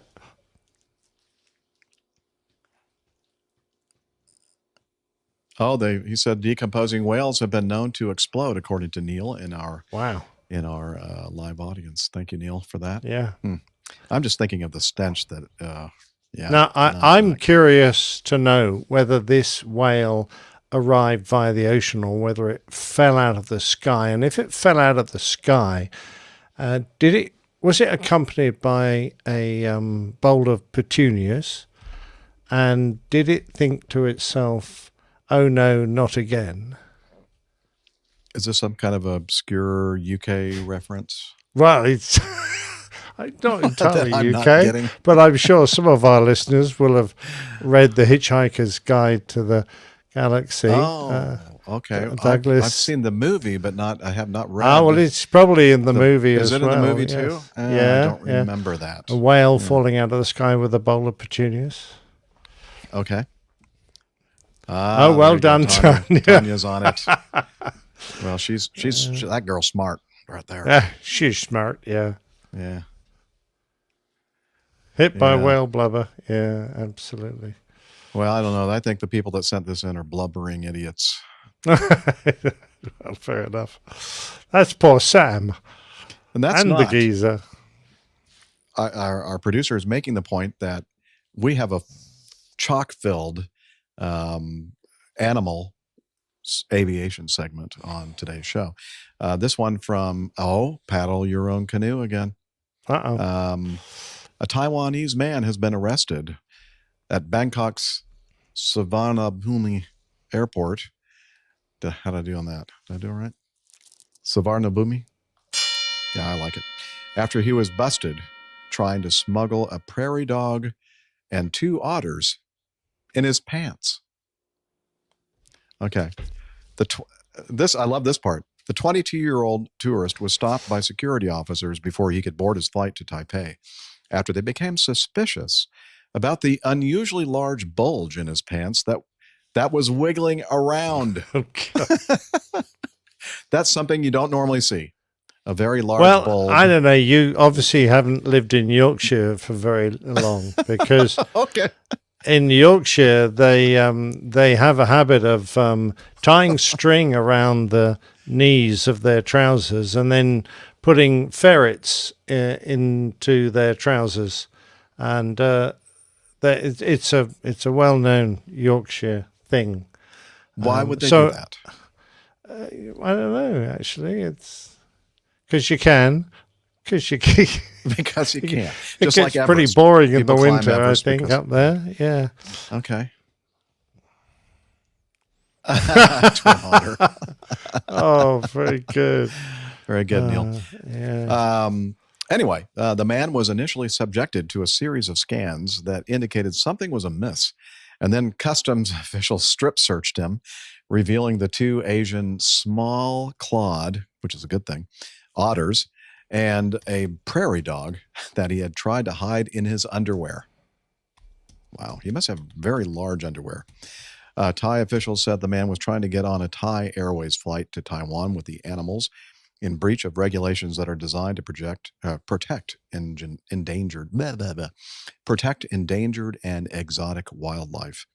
The suspect is now facing a slew of charges brought under Thailand's Customs Act, Animal Epidemics Act, and the Animal Conservation and Protection Act. Thailand is not, I was going to read this as Thailand is now a gateway to smuggle exotic animals out of the country, but it's actually Thailand is not a gateway to smuggle exotic animals out of the country, explained Phantang Nongkunant, a spokesperson for Thailand's Customs Department. We will catch anyone who tries to take animals on planes, according to that guy. Anyway, let's see. In October, you'll recall, it wasn't that long ago, and I think we did talk about this, 2 passengers managed to get through that same airport and onto a Vietjet flight to Taipei. I guess Taipei, they just love these crazy exotic animals, with a whole menagerie of exotic animals, including 28 turtles, 2 otters, several rodents, a snake, marmot, and a partridge in a pear tree. I had the sound clip ready for that one, not this one. The couple were only caught when the 2 animals managed to escape when 2 of the animals managed to escape during the flight to Taiwan. Yeah, they didn't have them in their pants. They had them in luggage or something, I think. Yeah. Well, Tim Van Ram says, another opportunity for me to add again, that naked man running through airport turnstile is going to Bangkok. Mm-hmm. Yep, he is, for sure. Every time, Tim. Every time. By the way, the sport was known as ferret legging, and it's an endurance test or stunt when ferrets were trapped in trousers worn by a participant. In the 70s, the record stood at 40 seconds, but a few years later, it had risen to over a minute and to eventually 90 minutes in 1977. Edward Simpkins from the Isle of Wight, not even from Yorkshire, set a new world record of 5 hours and 10 minutes, although he only had 1 ferret in his trousers during the first 4 hours. Yeah, probably his deadly gas emissions just killed it. Well, it's a bit like smoking bees when you go to collect the honey, isn't it? Something like that. Yeah. Something like that. There you go. Yeah, you're right. Steph is very competitive. If she were living over there, she'd probably be one of the contestants. Yep. Okay. Well, Speaking of Steph, she is on her way. We had an update from her, but traffic is quite heavy today on a Tuesday at the Charlotte, North Carolina area. But we're going to just keep on moving on to getting to know us. We have a couple things to talk about. It's the time of the show where we kind of get all caught up on what everybody's been up to since and between shows. And the last show was only 4 days ago, believe it or not. I just barely got the previous episode published before we started recording this one. Sorry about that, folks. I had a very busy, I'll just go right into it. I had a very busy latter part of last week and a busy weekend, and sang at, I think, what did I say? 1, 2, 3, 4, 5, like 6 masses over the weekend, and then the 2 days before another 2, so like 8 masses in 4 days or something. Actually, take that back. I was also a singer, or the singer, at a funeral on Monday. Not my own, yeah, thankfully. And what song would you sing at your own funeral, Jeff? How dry I am. I don't know. I don't know what I'd sing. Anyway, it's funny. No, not funny. But I don't know. Peculiar. Peculiar. Peculiar. That's it. Yeah. That's the one? Well, anyway, what's odd about this whole thing? I guess it's not even odd. Anyway, when I was asked by a fellow choir member at St. Peter Chanel to sing at her father's funeral at a different parish church, I don't know what I had in my head, but I didn't think that I was going to be, like a soloist. I'm not really a solo singer. But I can do it if nobody else is singing. When I'm singing. That's kind of the definition of it, yeah. I know, but I mean, you know what I mean? I think you understand that there are people that have voices that are like solo voices for singing. Mine is not. And I've done a few little solos here and there singing. Now, when trumpet playing, oh yeah, I'll do solos all the time. I love that. But anyway, I showed up to the parish church and went over a few of the things with the organist, and he was an awesome guy. He's 80 years old, and yeah, he didn't look. I mean, he looked maybe about my age, a little bit older, but he was in pretty good shape for his age, and just a beautiful organist. Not beautiful looking, but beautiful performance. And I mean, he was beautiful looking too. What did he look like then? I know. I'm thinking, wow, I'm sorry. I hope he doesn't take offense to that, or anybody takes offense to that. Why am I now solo? Did somebody just solo me? Oh, Captain Nick is. Oh my, he's gone. Well, he's actually sort of there. I don't know where he is. Anyway, there he is. He's back. That was odd. All right. Did you do the swipe? No, it was something to do with the camera. Oh, okay. Well, I'm glad you're back. Anyway, so we go over these things, and then finally it just kind of hits me that the choir director there, who was a choir director at my previous parish, before the one I'm a member of now, he is now at this particular church, and he did sing some of the mass, he was singing the mass parts and that kind of thing. So it wasn't just me, but we each of us only sang solos the whole mass, and never sang together. And I don't know. I mean, I'm not sure if I did a good job or not, but I hope it wasn't too bad.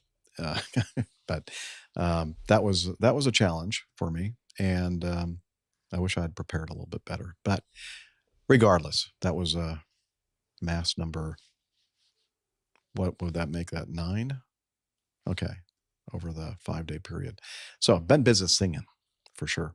And that's about it. I don't think. Oh, I also on Saturday got to meet up with my youngest daughter, Natalie, at a local restaurant here in historic Roswell, and her friend Hannah, and they know each other from work or their previous employer. And so she was a very nice young lady, and we had a nice little midday brunch at a fashionable historic Roswell eatery, and so that was nice to see her.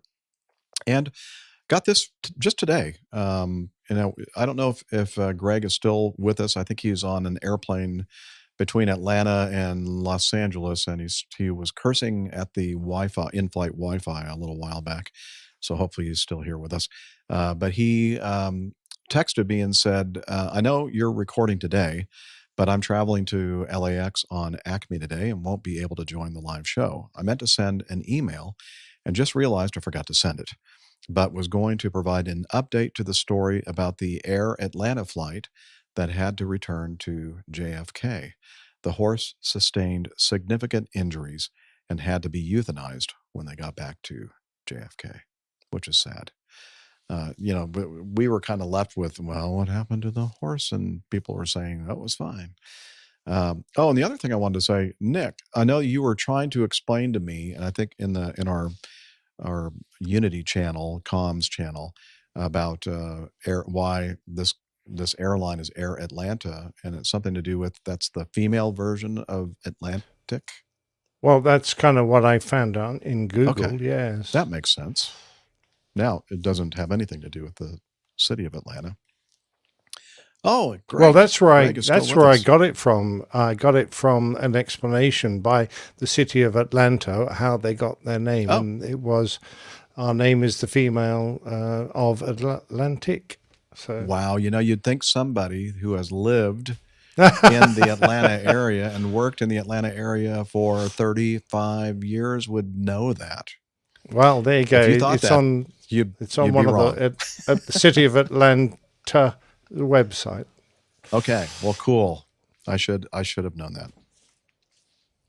Oh, bad news from Dr. Steph. Okay, let me see. Okay, so this is from Steph. She's giving me a thumbs down. She's in front of her computer. She said, "I'm not sure what to do, but this isn't going to work. My lap." Oh, okay. Good news. I finally made it home, past a random detour, and also the fire department blocking part of my road while they attend to something on an adjacent side street. Bad news. I think my mouse is dead. Oh, not part of our animal segment. And I can't get my spare to connect either. Has rendered my computer basically unusable. This pretty much sums up my Lord. Tuesday. Oh And, no! I should probably share this. This kind of says everything, really. So let me. Where are we? Here we are. We're going to present, and we're going to share the screen. And we're going to Looks like Steph doesn't have a trackpad either. What a shame. Oh, okay. 32,000 feet over air. So he's well on his way. There's our poor- lovely Dr. poor Steph. She doesn't look Steph. very happy at all. Nope. Oh, she has got a trackpad. yeah. But Does the obviously trackpad that's not doesn't work working either? either. Good Lord. Well, that's weird. A trackpad and a wow. mouse. Turn it off and turn it on again. Yeah, exactly. I would imagine she's already tried that, but just in case you haven't, Steph, shut her all down and restart it. See what happens. Hope And, for the best. You know, Good luck. if you want to come on with your phone or whatever, just let me know and I can give you a code. But gosh, we've missed you, Steph. We want you to be with us. That's the look on our Indeed. face now. Oh, it is a trackpad. So okay. She is in our chat. Well, at least she's sort of with us. Okay. All right, Steph. You're running out of excuses. You've used your dead. That's it. Next time, no excuses. You got to be here. Okay. So Godspeed on your trip to Los Angeles and back, Greg. And as I mentioned earlier, I don't know if it's going to work out for me to rendezvous with you in Atlanta on Friday, but I'll let you know if I can work that out. Captain Nick, what have you been up to, sir? Not a great deal, actually. I've been busy, but just trying to catch up with a lot of the things we do before Christmas, and finish off a few loose ends of things I promised to do for other people, which I have more or less managed to do. And like you say, it's only been a few days, so that's absolutely fine. Looking forward very much to tomorrow, getting together with friends at a curry house, and I will endeavour to take some pictures because they're all friends of ours, and I will make some audio as well, I hope, and then you'll see exactly what I got up to. Excellent. Yeah. That's all right. So looks like we didn't talk about the cover art from our last episode. I dashed that off in I tried to do it this morning. It took me an age, would you believe? Because we had lots of suggestions to do with single pilot operations and how you go to the toilet, which is kind of like asking an astronaut, how do you go to the toilet in space? And we were all wondering how, if someone managed to make it legal for an airline to fly around with only one pilot, what happens when he needs to go to the toilet?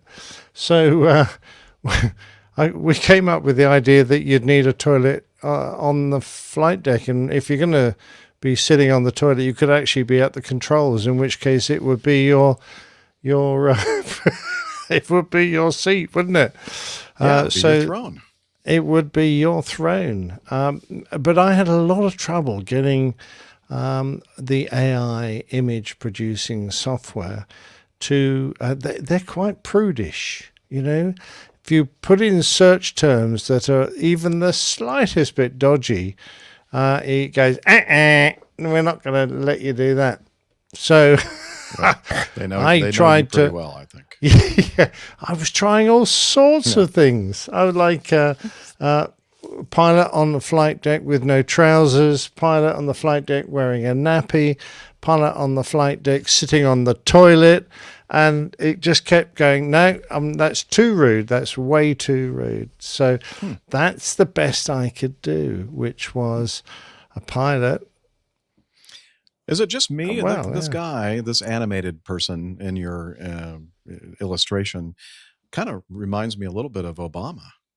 Has that Obama look to him? I don't know why. I know. I think he's got a different jaw, and okay. I don't think. It's a good-looking man. Just me, I guess.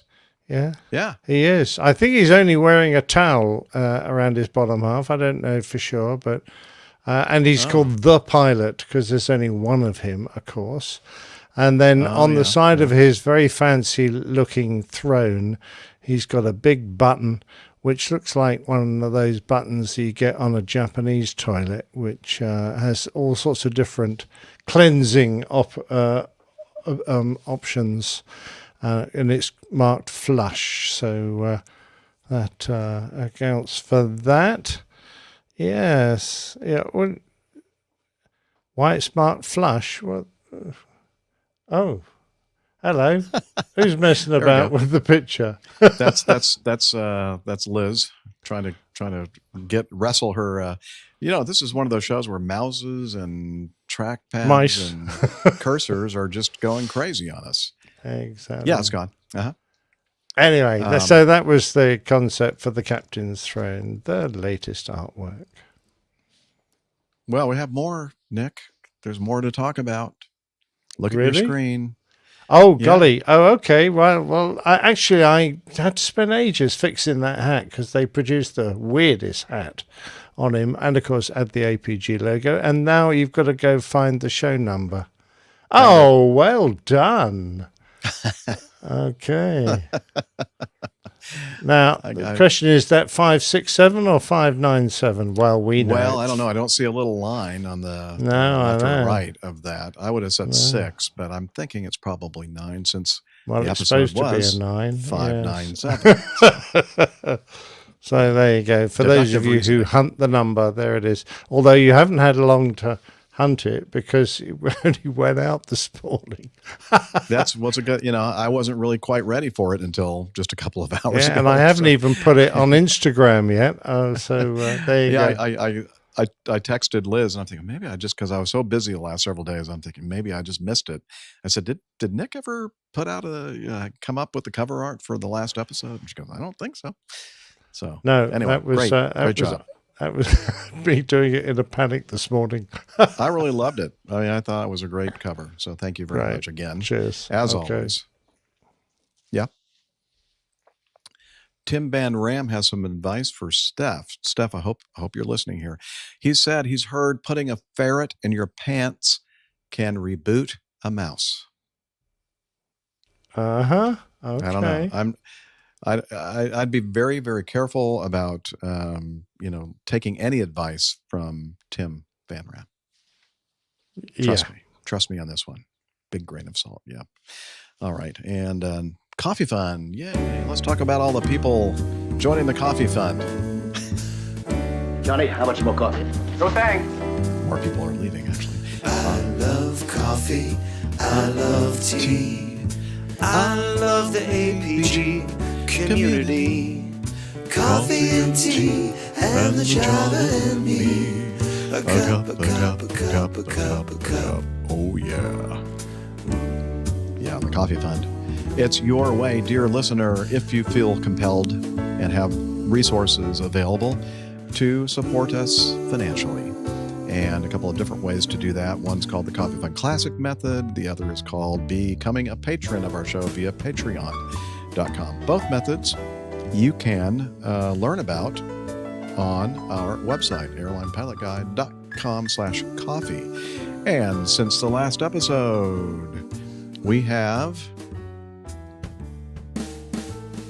nobody, crickets. And this poor little Doogie with a Santa hat on in front of the fireplace is very, very sad that you haven't used the Coffee Fund. So I'm just going to let it stare at you and kind of tug at your heartstrings. What is a heartstring? Yeah. They do get tugged a lot. Okay. Anyway, again, thank you for all of you who have participated in the Coffee Fund in the past and are currently still coffee bar clubbers, and for those of you considering it for the future. We do appreciate it. And we wish you a Merry Christmas and Happy Holiday Season.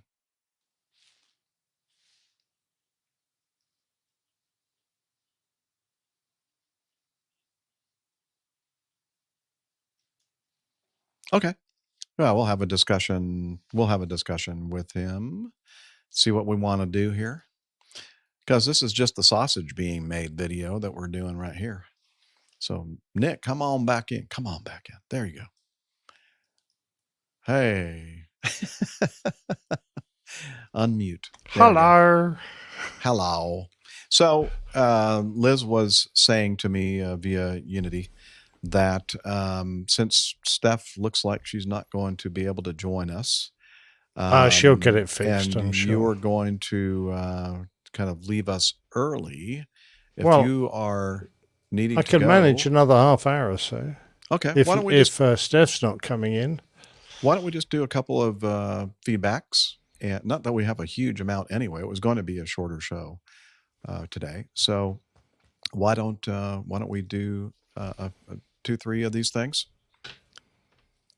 Okay. Yeah, let's just do make it a 2/3 show today, which would be helpful for the editing process as well. I'm certainly up for that. Okay. Okay. We'll skip 3 and we'll go. Let's see. Where are you? Here we go. A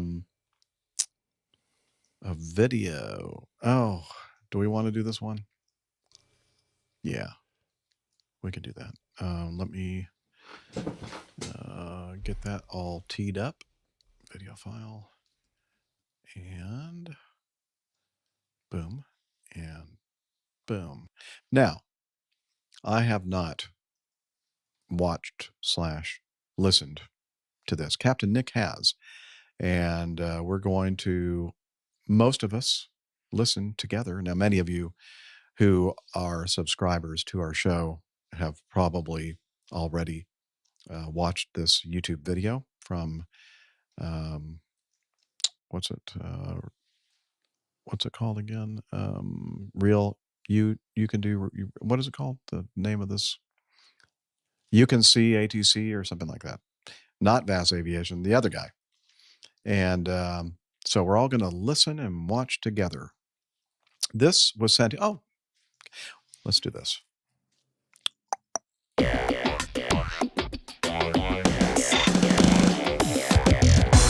Captain, incoming message. Thank you. All right. First item in our feedback today is sent in to us from Anthony. And the title of the subject of his feedback is 2 emergencies. He said, figured this was right up your alley to discuss. I know that sounds kind of personal. So we're going to have a listen to this video with live ATC audio. Oh, you can see ATC. I don't know. Somebody can see it. Do I need to read this? Looks like an American Airlines Airbus A321 Neo, registration 435 Alpha November, performing flight 2006 from Washington Reagan National Airport to Phoenix Sky Harbor in Arizona, was descending towards Phoenix when the flight crew declared an emergency and reported a flap failure. About 15 minutes later, when 2006 was in the vicinity of final, an American Airlines Airbus A319, registration November 762 Uniform Sierra, performing flight 1038 from Phoenix Sky Harbor Airport to Guadalajara, after departure, reported low oil pressure and quantity on the number 2 engine and requested return to Phoenix. The pilot said that the situation was super time sensitive. American 1038 landed safely at Phoenix on runway 8, and about 7 minutes later, 2009. I thought it was 2006. Yeah, that's a different number. Well, it's either 2006 Yeah, I think it's or 2009. 2006. Okay, landed on runway 7 left. And then he adds, important, position and altitude of the airplanes may not be accurate. We don't show uninvolved airplanes. Unnecessary communications were trimmed. The video is based only on ATC communications and data from flight tracking services and only shows how the creator of the channel sees the situation. This video was made only for the purposes of education. Okay, there we go. So now I'm going to hit this, probably wait for a few seconds for this whole thing to start. And again, audio is from liveatc.net, a fantastic service. American Airbus. American 2006. American 2006 Phoenix. Yeah, I'd like to declare emergency at this time. We have a flat failure. 2006, Roger. Stay still, remain in installs when able. Wilco, American 2006. Oh, by the way, I'm going to pause this for a minute. Now, you may think this is not a big deal, but think about it. Airplanes, they're like birds. How do birds fly? They flap their wings. So they have a flap failure. So they're falling out of the sky. Can't flap their wings. I know. 2006, descend at pilot's discretion. Maintain 10,000. Speed, your discretion. 10,000, American 2006.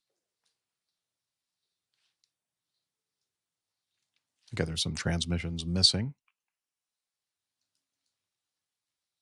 I'll cut this stuff out. American 2006, 197 on board, 2 hours fuel.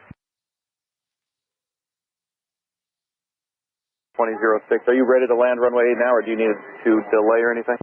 Well, we're trying to get ready by the time we get there. 197 on board, 2 hours of fuel. Copy that, thank you, American 2006. And do you want a long final or anything special? Please. Sounds good. Okay, it's showing the flight track. 2000 and this frequency, American 2006, thanks. Okay, we missed the ATC transmission. American 2006, I'll just box you around over top of the final. You let me know when you're ready to come in. Wilco, thank you, American 2006. Very accommodating. Okay, it seems that American 2006 American decided to hold turn west right of the heading field. 200. 200. Right turn 200, American 2006. They're doing their checklists. American 2006, contact approach 124.1, no boxy around. 124.1, American 2006. Meanwhile, American 1038 and Airbus American A3 Type 1038, wind 2. 1005, runway 7 left, clear for takeoff. It's clear for takeoff. Clear for takeoff 7 left, American 1038. Rolling down the runway. The other American flights American 1038, holding. contact departure. Or getting boxed around. Adios. Adios. Is going to go 2006, fly heading 270. I'm going to move you out to the west about 5 miles for the hold. 270, American 2006. Hey, departure American 1038. Good. Yeah, we've got a low oil pressure, number 2. We're going to need to return. 1038, Roger. Is it super time sensitive? Yes, it is. 1038, Roger. American 2006. I cleared to hold, present position, left-hand turns, leg lengths are your discretion. And just let me know when you're ready to come out. Expect further clearance for now, 1800. All right, hold present position, left legs, American 2006. And when you have those leg lengths established, just let me know what you're going to be doing there. Okay, American 2006. 1038, you are clear to the Sky Harbor Airport via radar vectors. Fly heading of a 190, maintain 5,000. Heading 190, 5,000, American 1038. 1038, to enable, say, fuel and souls on board, please. American 1038, 132 souls on board, and we've got 23,400 pounds. 1038, flighting at 260. Heading 260, American 1038. American 2006, I'm going to keep you in the hold for a second. Your company's coming in. Got an issue. Roger. American 1038, contact approach 120.4. 20.4, American 1038. And approach American 1038 with you 5,000. American 1038, Phoenix Approach, expect ILS runway 8. ILS 8, American 1038. And we're going to extend out just a little bit if we could. American 1038, roger. I plan to have you about 6 more miles on this downwind, if that works. Yeah, that works for us, American 1038. Yeah. American 1038, if you're ready for base, turn right heading 350. If not, let me know how much longer. Can we go out just maybe about 3 or 4 more miles? We're just running through this checklist. Okay, no problem. Let me know when you're ready. Okay. 10 minutes, American 2006. Appreciate it. Thanks. American 2006, we're trying to get runway 8 opened up for you for the mechanical. Thank you. Yeah, we're going to need your longest runway available with the flight control problem we got. Understood. Thanks, dude. Just let me know if you need anything sooner. Yeah, we'll let you know. Like I said, we're good for about 10 minutes, but we kind of want to get this bird on the ground when we can. Gotcha. American 1038, reduce speed to 170. 170 knots, American 1038.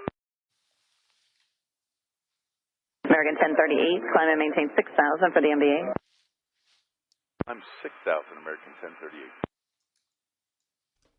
What's the MVA? American 2006, you're cleared to Sky Harbor via radar vectors, fly heading 075, maintain 8,000. 075 on the heading at 6,000, American 2006. American 2006, maintain 8,000 for now, please. Okay, 075 on the heading and 8,000 for now, American 2006. Runway 8, localizer inbound. Right, 050 for the intercept, American 1038. I'm sorry, American 2006, turn 10 degrees to the left, maintain 8,000. 10 left, 8,000, American 2006.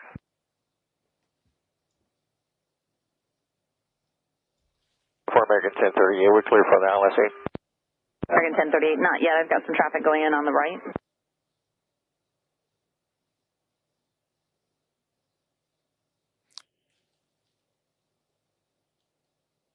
Full medevac coming in as well. Yeah, it's a great day for everybody. Heading American 2006. So the controller told him about the other emergency. 7 miles from from Jamil. Cleared ILS, runway 8 approach. Already cleared the ILS 8, American 1038. No, I think there was an additional American aircraft not being 1038, shown maintain there. at least 170 knots until what's up, contact tower 134.85. 170 until what's up, and 3485, American 1038. Okay, the one with the engine problem is getting close to landing now. Phoenix Tower, Flight Command, Phoenix Tower. Can you give us a ETA on both those aircraft? Flight Command, the ETA on the first aircraft is about 5 minutes. It's on final. And we're going to try as much as possible to hold off for runway 8 for the second aircraft. But for the moment, he's inbound for runway 7 left, and I'll let you know on the ETA on that one. Okay, I apologize. Cut off the Hello, Tower, American 1038 with you, freight.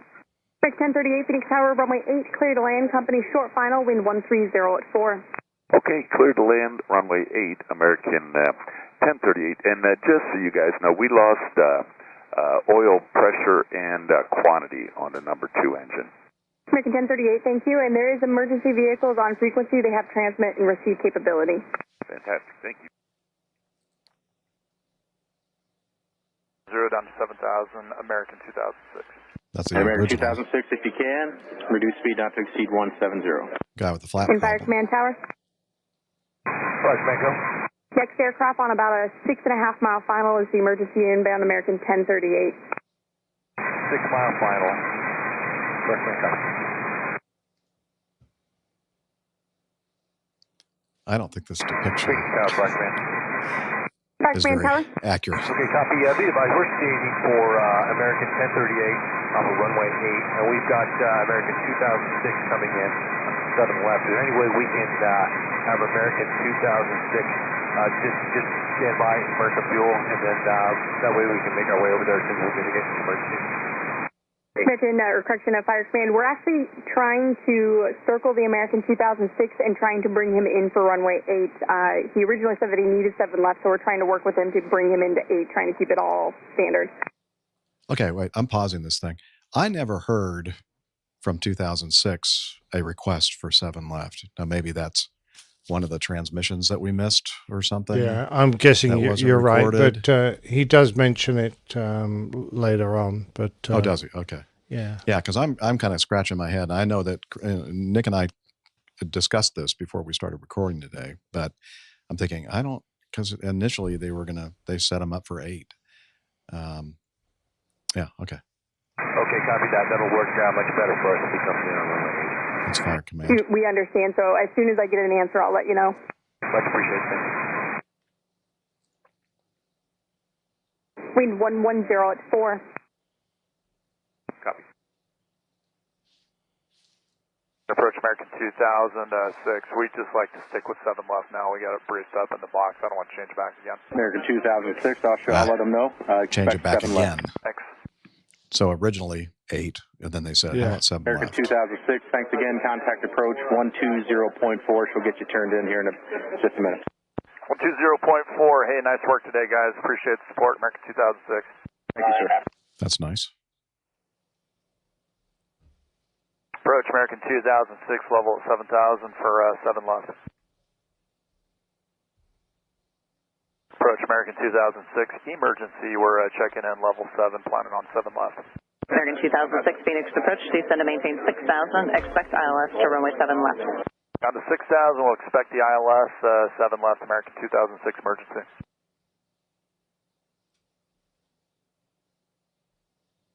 That's the original one. 1038, turn right, taxi straight into Juliet, this frequency if able. Straight into Juliet with you, American 1038. American 1038, Fire Command. Go ahead for American 1038. Okay, we're standing by here on the side of the runway. Is there anything we can do to help?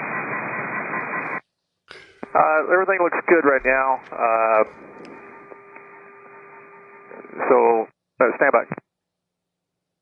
We'll just taxi into the roof area, and but everything looks like it's just pretty much secured.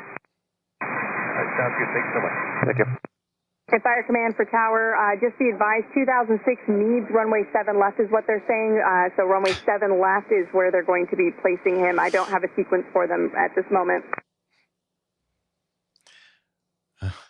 American 2006, turn right heading 350, descend to maintain 5,000. Right, 350 down to 5,000, American 2006. Phoenix Tower, Fire Command. Fire Command, Phoenix Tower. Okay, we've got all units off the runway, and you can go ahead and open runway. Roger.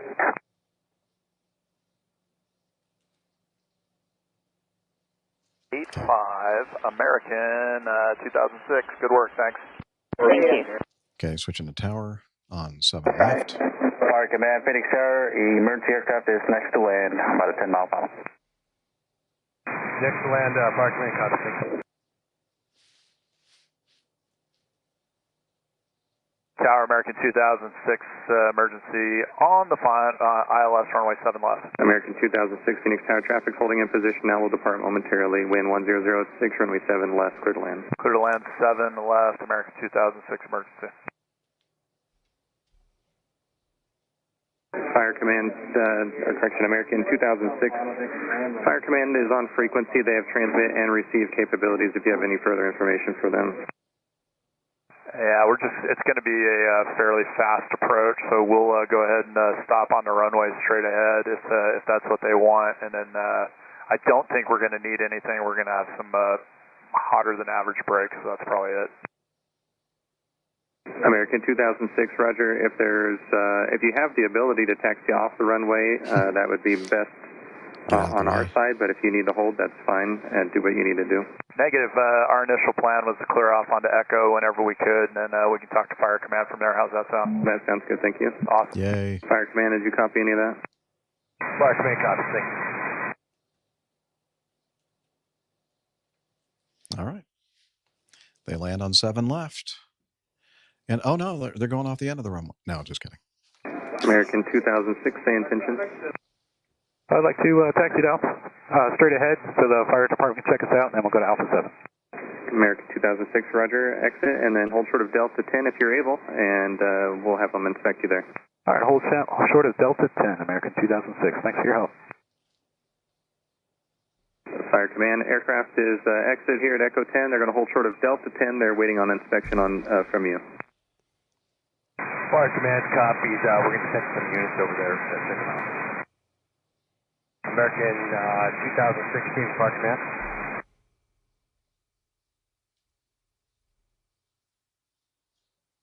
American 2006, Fire Command reached out for you. Did you copy him? No, next. Say again. Fire I don't Command, think there's verify much you're on else, Jeff. 3485, and American was reaching out for you. They didn't hear you.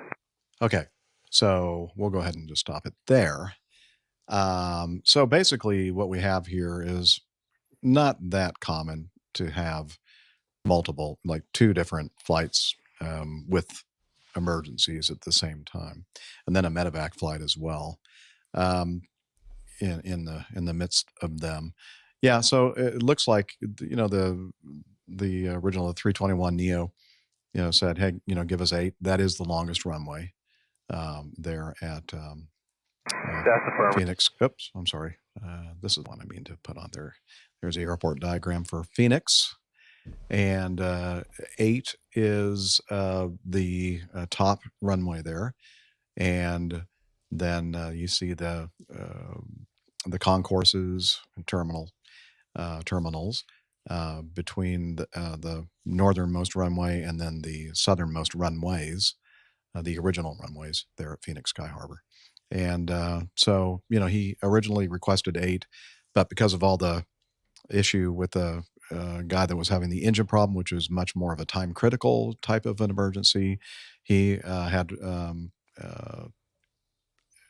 what's the word? Not preference. He had higher priority. And then the other medevac, I'm not sure exactly where the medevac came into play, but I guess they probably landed on runway 8 as well.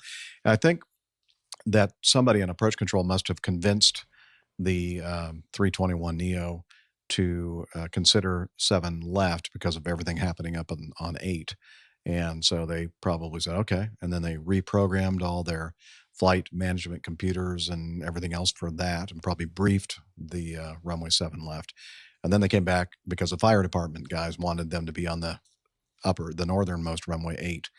And they finally said, nah, let's just stick with 7 left because we don't want to reprogram the box with the new runway. So they've already briefed it. They've already programmed it. And honestly, Nick, it's not that much shorter than runway 8. So they probably had that discussion. 1,100 feet. And by the looks of it, they didn't have a hugely significant flat problem because they were quite happy to accept a speed restriction of 170 knots.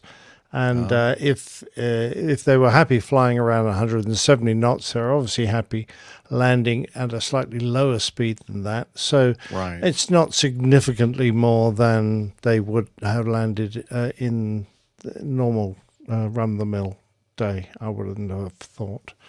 Right. I'm assuming their normal landing speed would be around 150 knots, perhaps a little less. So they're probably only landing 15 knots faster, at a guess. I don't know exactly what the problem was, but they obviously couldn't get all their flap out. And it is, it's a problem with all aircraft type, and the Airbus is very good. If the flaps come out at a different rate, obviously it can create handling difficulties because you get more lift from one wing than you would from the other. So a lock comes on and freezes the flaps where they've got to. Or it could have been a computer fault that just prevented them from selecting any more than they got when they put the first few stages of flap down. So it's not with a runway that length, it's not really a significant problem. You've got plenty of runway to land on. Right. Yeah, I think everybody was. I think it was very well handled. Great communication between air traffic control and the individual pilot crews, and everybody seemed to be very pleasant and nice, and just like cooperative, and doing their best just to get everyone sorted. Well, speaking of happy and nice, I mean, I can't think of anybody nicer than this young lady here. Hello, Steph. Hi, Steph. Hi. This is speaking of computer faults. Jeez. I'm experiencing some computer faults, and I have no idea how my audio quality is here. And it's not good, bad, actually. Yeah, all right. It's good. Actually. Yeah. So I was searching around to see if I could find headphones that would work with my new iPhone, but it's only USB-C, and I have some Bluetooth ones, but the microphone's not any better there than just the this the phone, sounds really good. But honestly, I'm probably just going to say hello and try to figure out. Oh, no, you have to do some feedback and let me go to bed, Steph. Come on. Well, yes, my arm may fall off my shoulder here from holding my phone, but that's okay. No, I did want to say hello, and I'm sorry that you need one of these, Steph. Yeah, probably so. Just do me a favor. I'm kind of curious. So turn it 90 degrees. See if you get a landscape. I don't know if it'll. Yeah. No. I just ended up upside down. Whoa. Doesn't matter which way I turn it. You're making me sick to my stomach. Don't do that anymore. Actually, I'm wait. Let me try it. Let me try this. There we go. Oh, hey. Well done. That's even better. We'll see more of you. Oh yeah, you're in your normal position. We're in front of the iMac. Still where I normally am. I just my computer for I think you read out what I wrote to you guys. But, yes. My trackpad has died, and I actually think I knew that was probably going to happen at some point, and I should have been more proactive about it because it's been requiring new batteries like on a weekly basis for some time now. Oh, yeah. And all I've been doing is just exhausting my supply of AA batteries. Without really looking much further into it because it was working, and now it just doesn't turn on anymore. Turns out that Dr. Steph is almost as good a procrastinator as I am. Apparently Good job. so. Yeah, Good yeah. job. Well done. And I have a spare mouse. It's from my old Surface Pro, which I also can't get to turn on right now. I tried that as well. I can't remember the last time I turned it on. I don't know. Yeah. But the message that I'm getting is because it's not an Apple device. I have to see the documentation that came with the mouse or the trackpad. I've done the whole, connect the Bluetooth button thingy, and nothing comes up on the screen. And even if it did, I'm not sure how I would navigate to it because I have no like on-screen navigation functionality. I have a mouse, like a cursor that's like stuck in the upper right, left corner at the moment. Well, on your keyboard, you look for that little nubby thing that. Oh no, never mind. That's one of those guys. That was the old Windows world. IBM, the old IBM ThinkPad. So. DOS. Yes, but no, this is not ideal. I don't know. We can discuss offline at some point if you feel up to a part 2, which I know I suggested last time and then still couldn't do because this is how my life is going recently. So yeah, we're just going to do a short show. Just a short show. This will be great for everybody, I think. Good. Good. Yeah. Well, so just quickly before you go and before your arm falls asleep, it's I have to hold it quite high in this landscape as opposed to portrait mode. Otherwise, you're just going to look at my. Okay, well, if you want to go back to portrait, you can do it. It's okay. Wait, I'm gonna be lazy and just rest it here. And there you go. There we go. Okay, but then okay, fair enough. All right, nice. Yeah, that's good. So you weren't with us on the last show, so we're keeping track of this. I know it's a lot of like your attendance record. We have some quite poor. We're a little concerned about your attendance record, although you are still ahead of Miami Rec. Though you're not listed last on the attendance. But anyway, what have you been up to? Just give us a quick update. Quick synopsis. 2 weekends ago, I was supposed to fly all weekend. The weather was garbage all weekend. Did not do any flying. This past weekend was not supposed to be my weekend to fly. However, one of the pilot who was supposed to be flying, skydivers, unfortunately had a funeral to attend on Saturday. So he messaged me first. He said, "Hey, I know you got weathered out last week. I haven't messaged anyone else yet, but would you want to take Saturday if the weather's okay?" I said, "Sure, would love to. I'm around." And honestly, it actually worked out pretty well that the previous weekend was weathered out because I'd been feeling pretty under the weather and miserable for like 2 weeks straight. And I was on the tail end of some sinus stuff. So that probably wouldn't have been ideal anyway.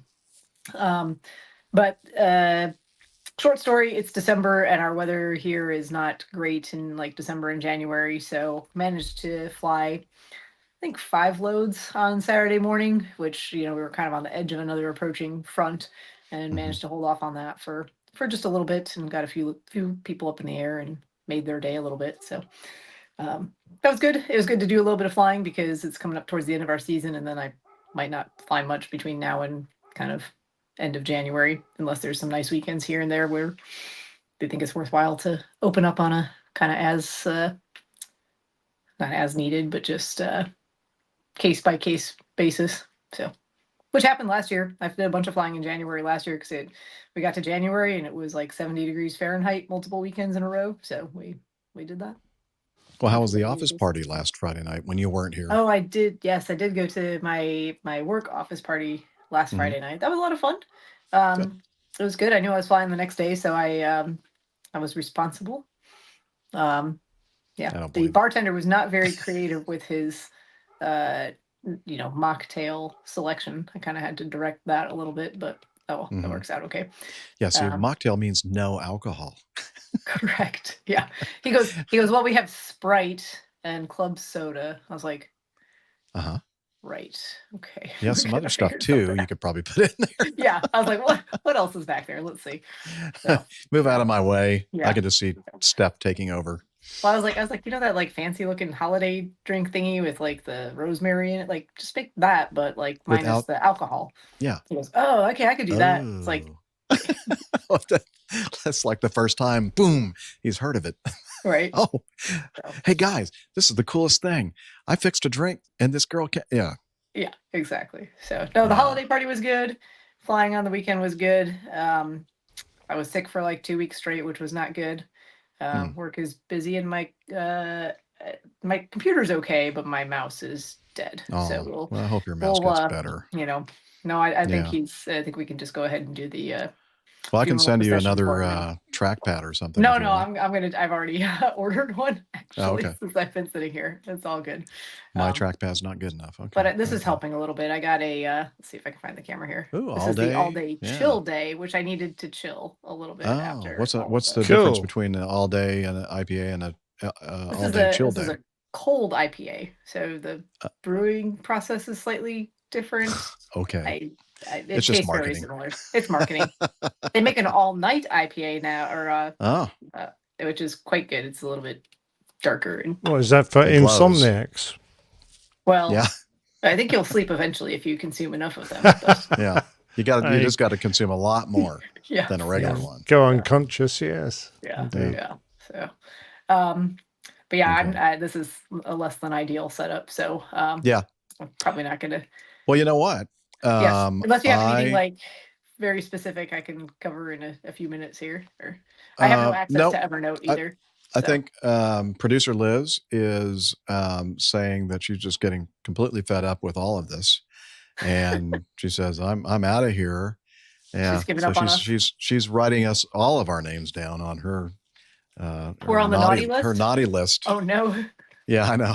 Oh no. So anyway, so I think probably the best thing to do here is we did cover one piece of feedback. So hey, we got a feedback segment in.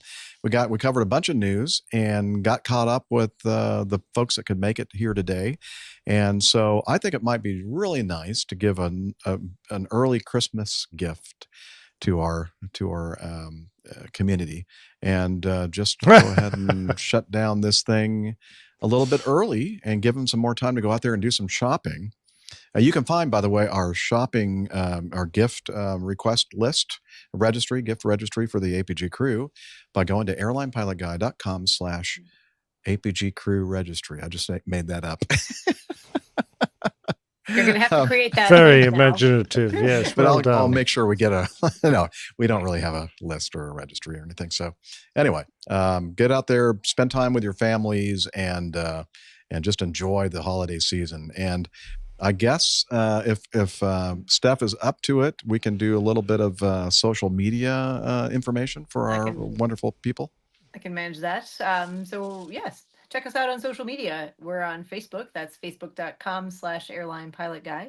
You can also head over to X, formerly known as Twitter, now also known as Twixter or whatever you want to call it. Let's just call it X. Let's just call it X. We probably need to change that graphic. Anyway, we are at APG Crew, and you can find our individual handles pinned to the top of that page. We're also on Instagram. Captain Nick has been posting the show art there. That's APG Crew as well.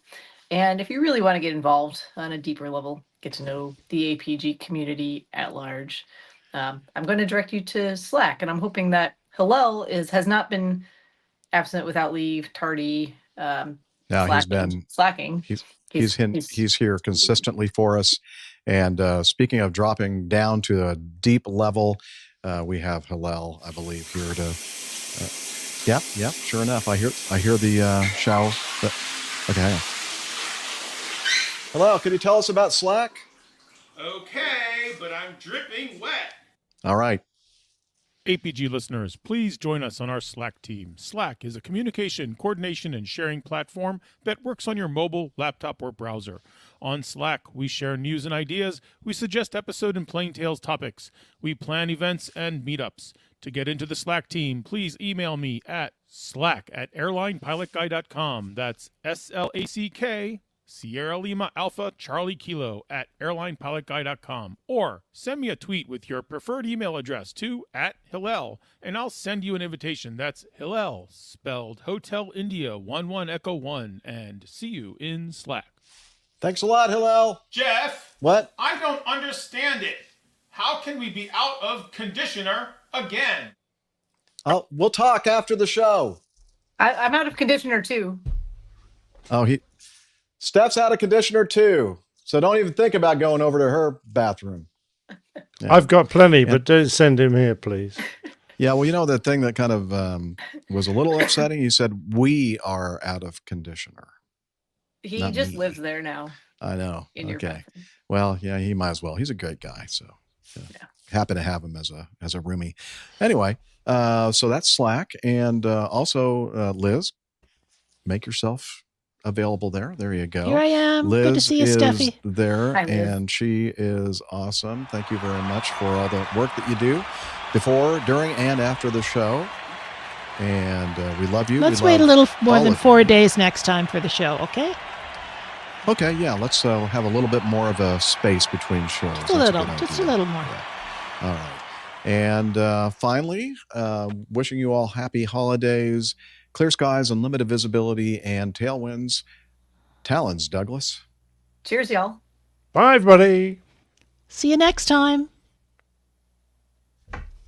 Ta-da. Okay. There we go. Don't anybody leave. Nope. Because we're, well, I don't see. Do we have a recording from It Steph? said it was going to record, so I don't Yeah, know. Yeah, it looks we like it. do It have says one it's from uploaded. Steph. Beautiful. Man, the video quality No, on this looks great. Just though. do Yeah, we have? Yeah, it is actually. You're, It's yeah, it's you're- pretty great. It's as your good as color anybody is- else's. Your color is better than everybody else's. I prefer iPhone 15 Pro for the win. Yeah. All right, that's what I have too. Yeah. So Not using it for the show, but I have it. yeah, yes, I don't have ma'am? one. So we have some title suggestions there, Nick. Steph Disaster Show, Exploding Whale, Twin Otters and Cessna Citations. Citation. Citation. I heard that. Yeah, I didn't okay. hear the Twin Otter part, but yeah. Did you get the advice from Tim regarding putting a ferret in your pants? Maybe that would help the. I did mouse not. situation. Sorry, I was Solve the mouse. offline for a little bit while I was trying to. Well, yeah, he tried to give you some good advice. Thank you, Tim. I appreciate that. That's very. Then we had something about Worthless. fin whale. We thought it was a thin whale. A fin whale. Yeah. A thin Hey, whale. you don't see a lot of thin whale? whales. No. Thin whale. Whale Yeah, of a thin fin. story. Whale of a story. My arm. Hold on. I wonder if I. There you go. There we go. Wow, we just did an aileron Like roll. a cartwheel. Yeah, I did switch hands there. My arm was falling asleep. Is is that a ferret in your pants? Is a title Or are you by just happy to see me? Tim Van Ram. Do you think you got something to work with there, what- Nick? Oh yeah, exploding whales and petunias. I like that one. Okay. Oh, Whatever I really works for you. liked The wait a minute. This quote. Taipei after they became suspicious about the unusually large bulge in his pants that was wiggling around. Bulge Based in on pants. that's a ferret. Wiggling large bulge. Yeah, or yeah. and we also had jiggles too with the de-ice. With the de-icing thing. strips. Jiggles and wiggles. Jiggles We got and all wiggles. ooh, jiggles and wiggles. Whale Okay. jiggles and wiggles. Whales. I could wiggles, do and jiggles. a twin otter in someone's trousers. Would that? That's how does good. I that like sound? it. Twatter in your pants. I'll bet you could. A twatter in your pants. Yes, I like it. Okay. It sounds like we have some really good ideas for Captain Nick to work with and mid-journey to admonish him for. Well, thanks for joining us, Yes. everybody, today. It was a bit of a different show, but thanks. Yes. Different We're gonna- in a good way. Cheers, which folks. means We're really going to good, end the really stream great. now. Bye. But you guys don't go yet. Okay. No, we're not End the going. stream. We're not We're going. gonna Just going to end the okay. stream.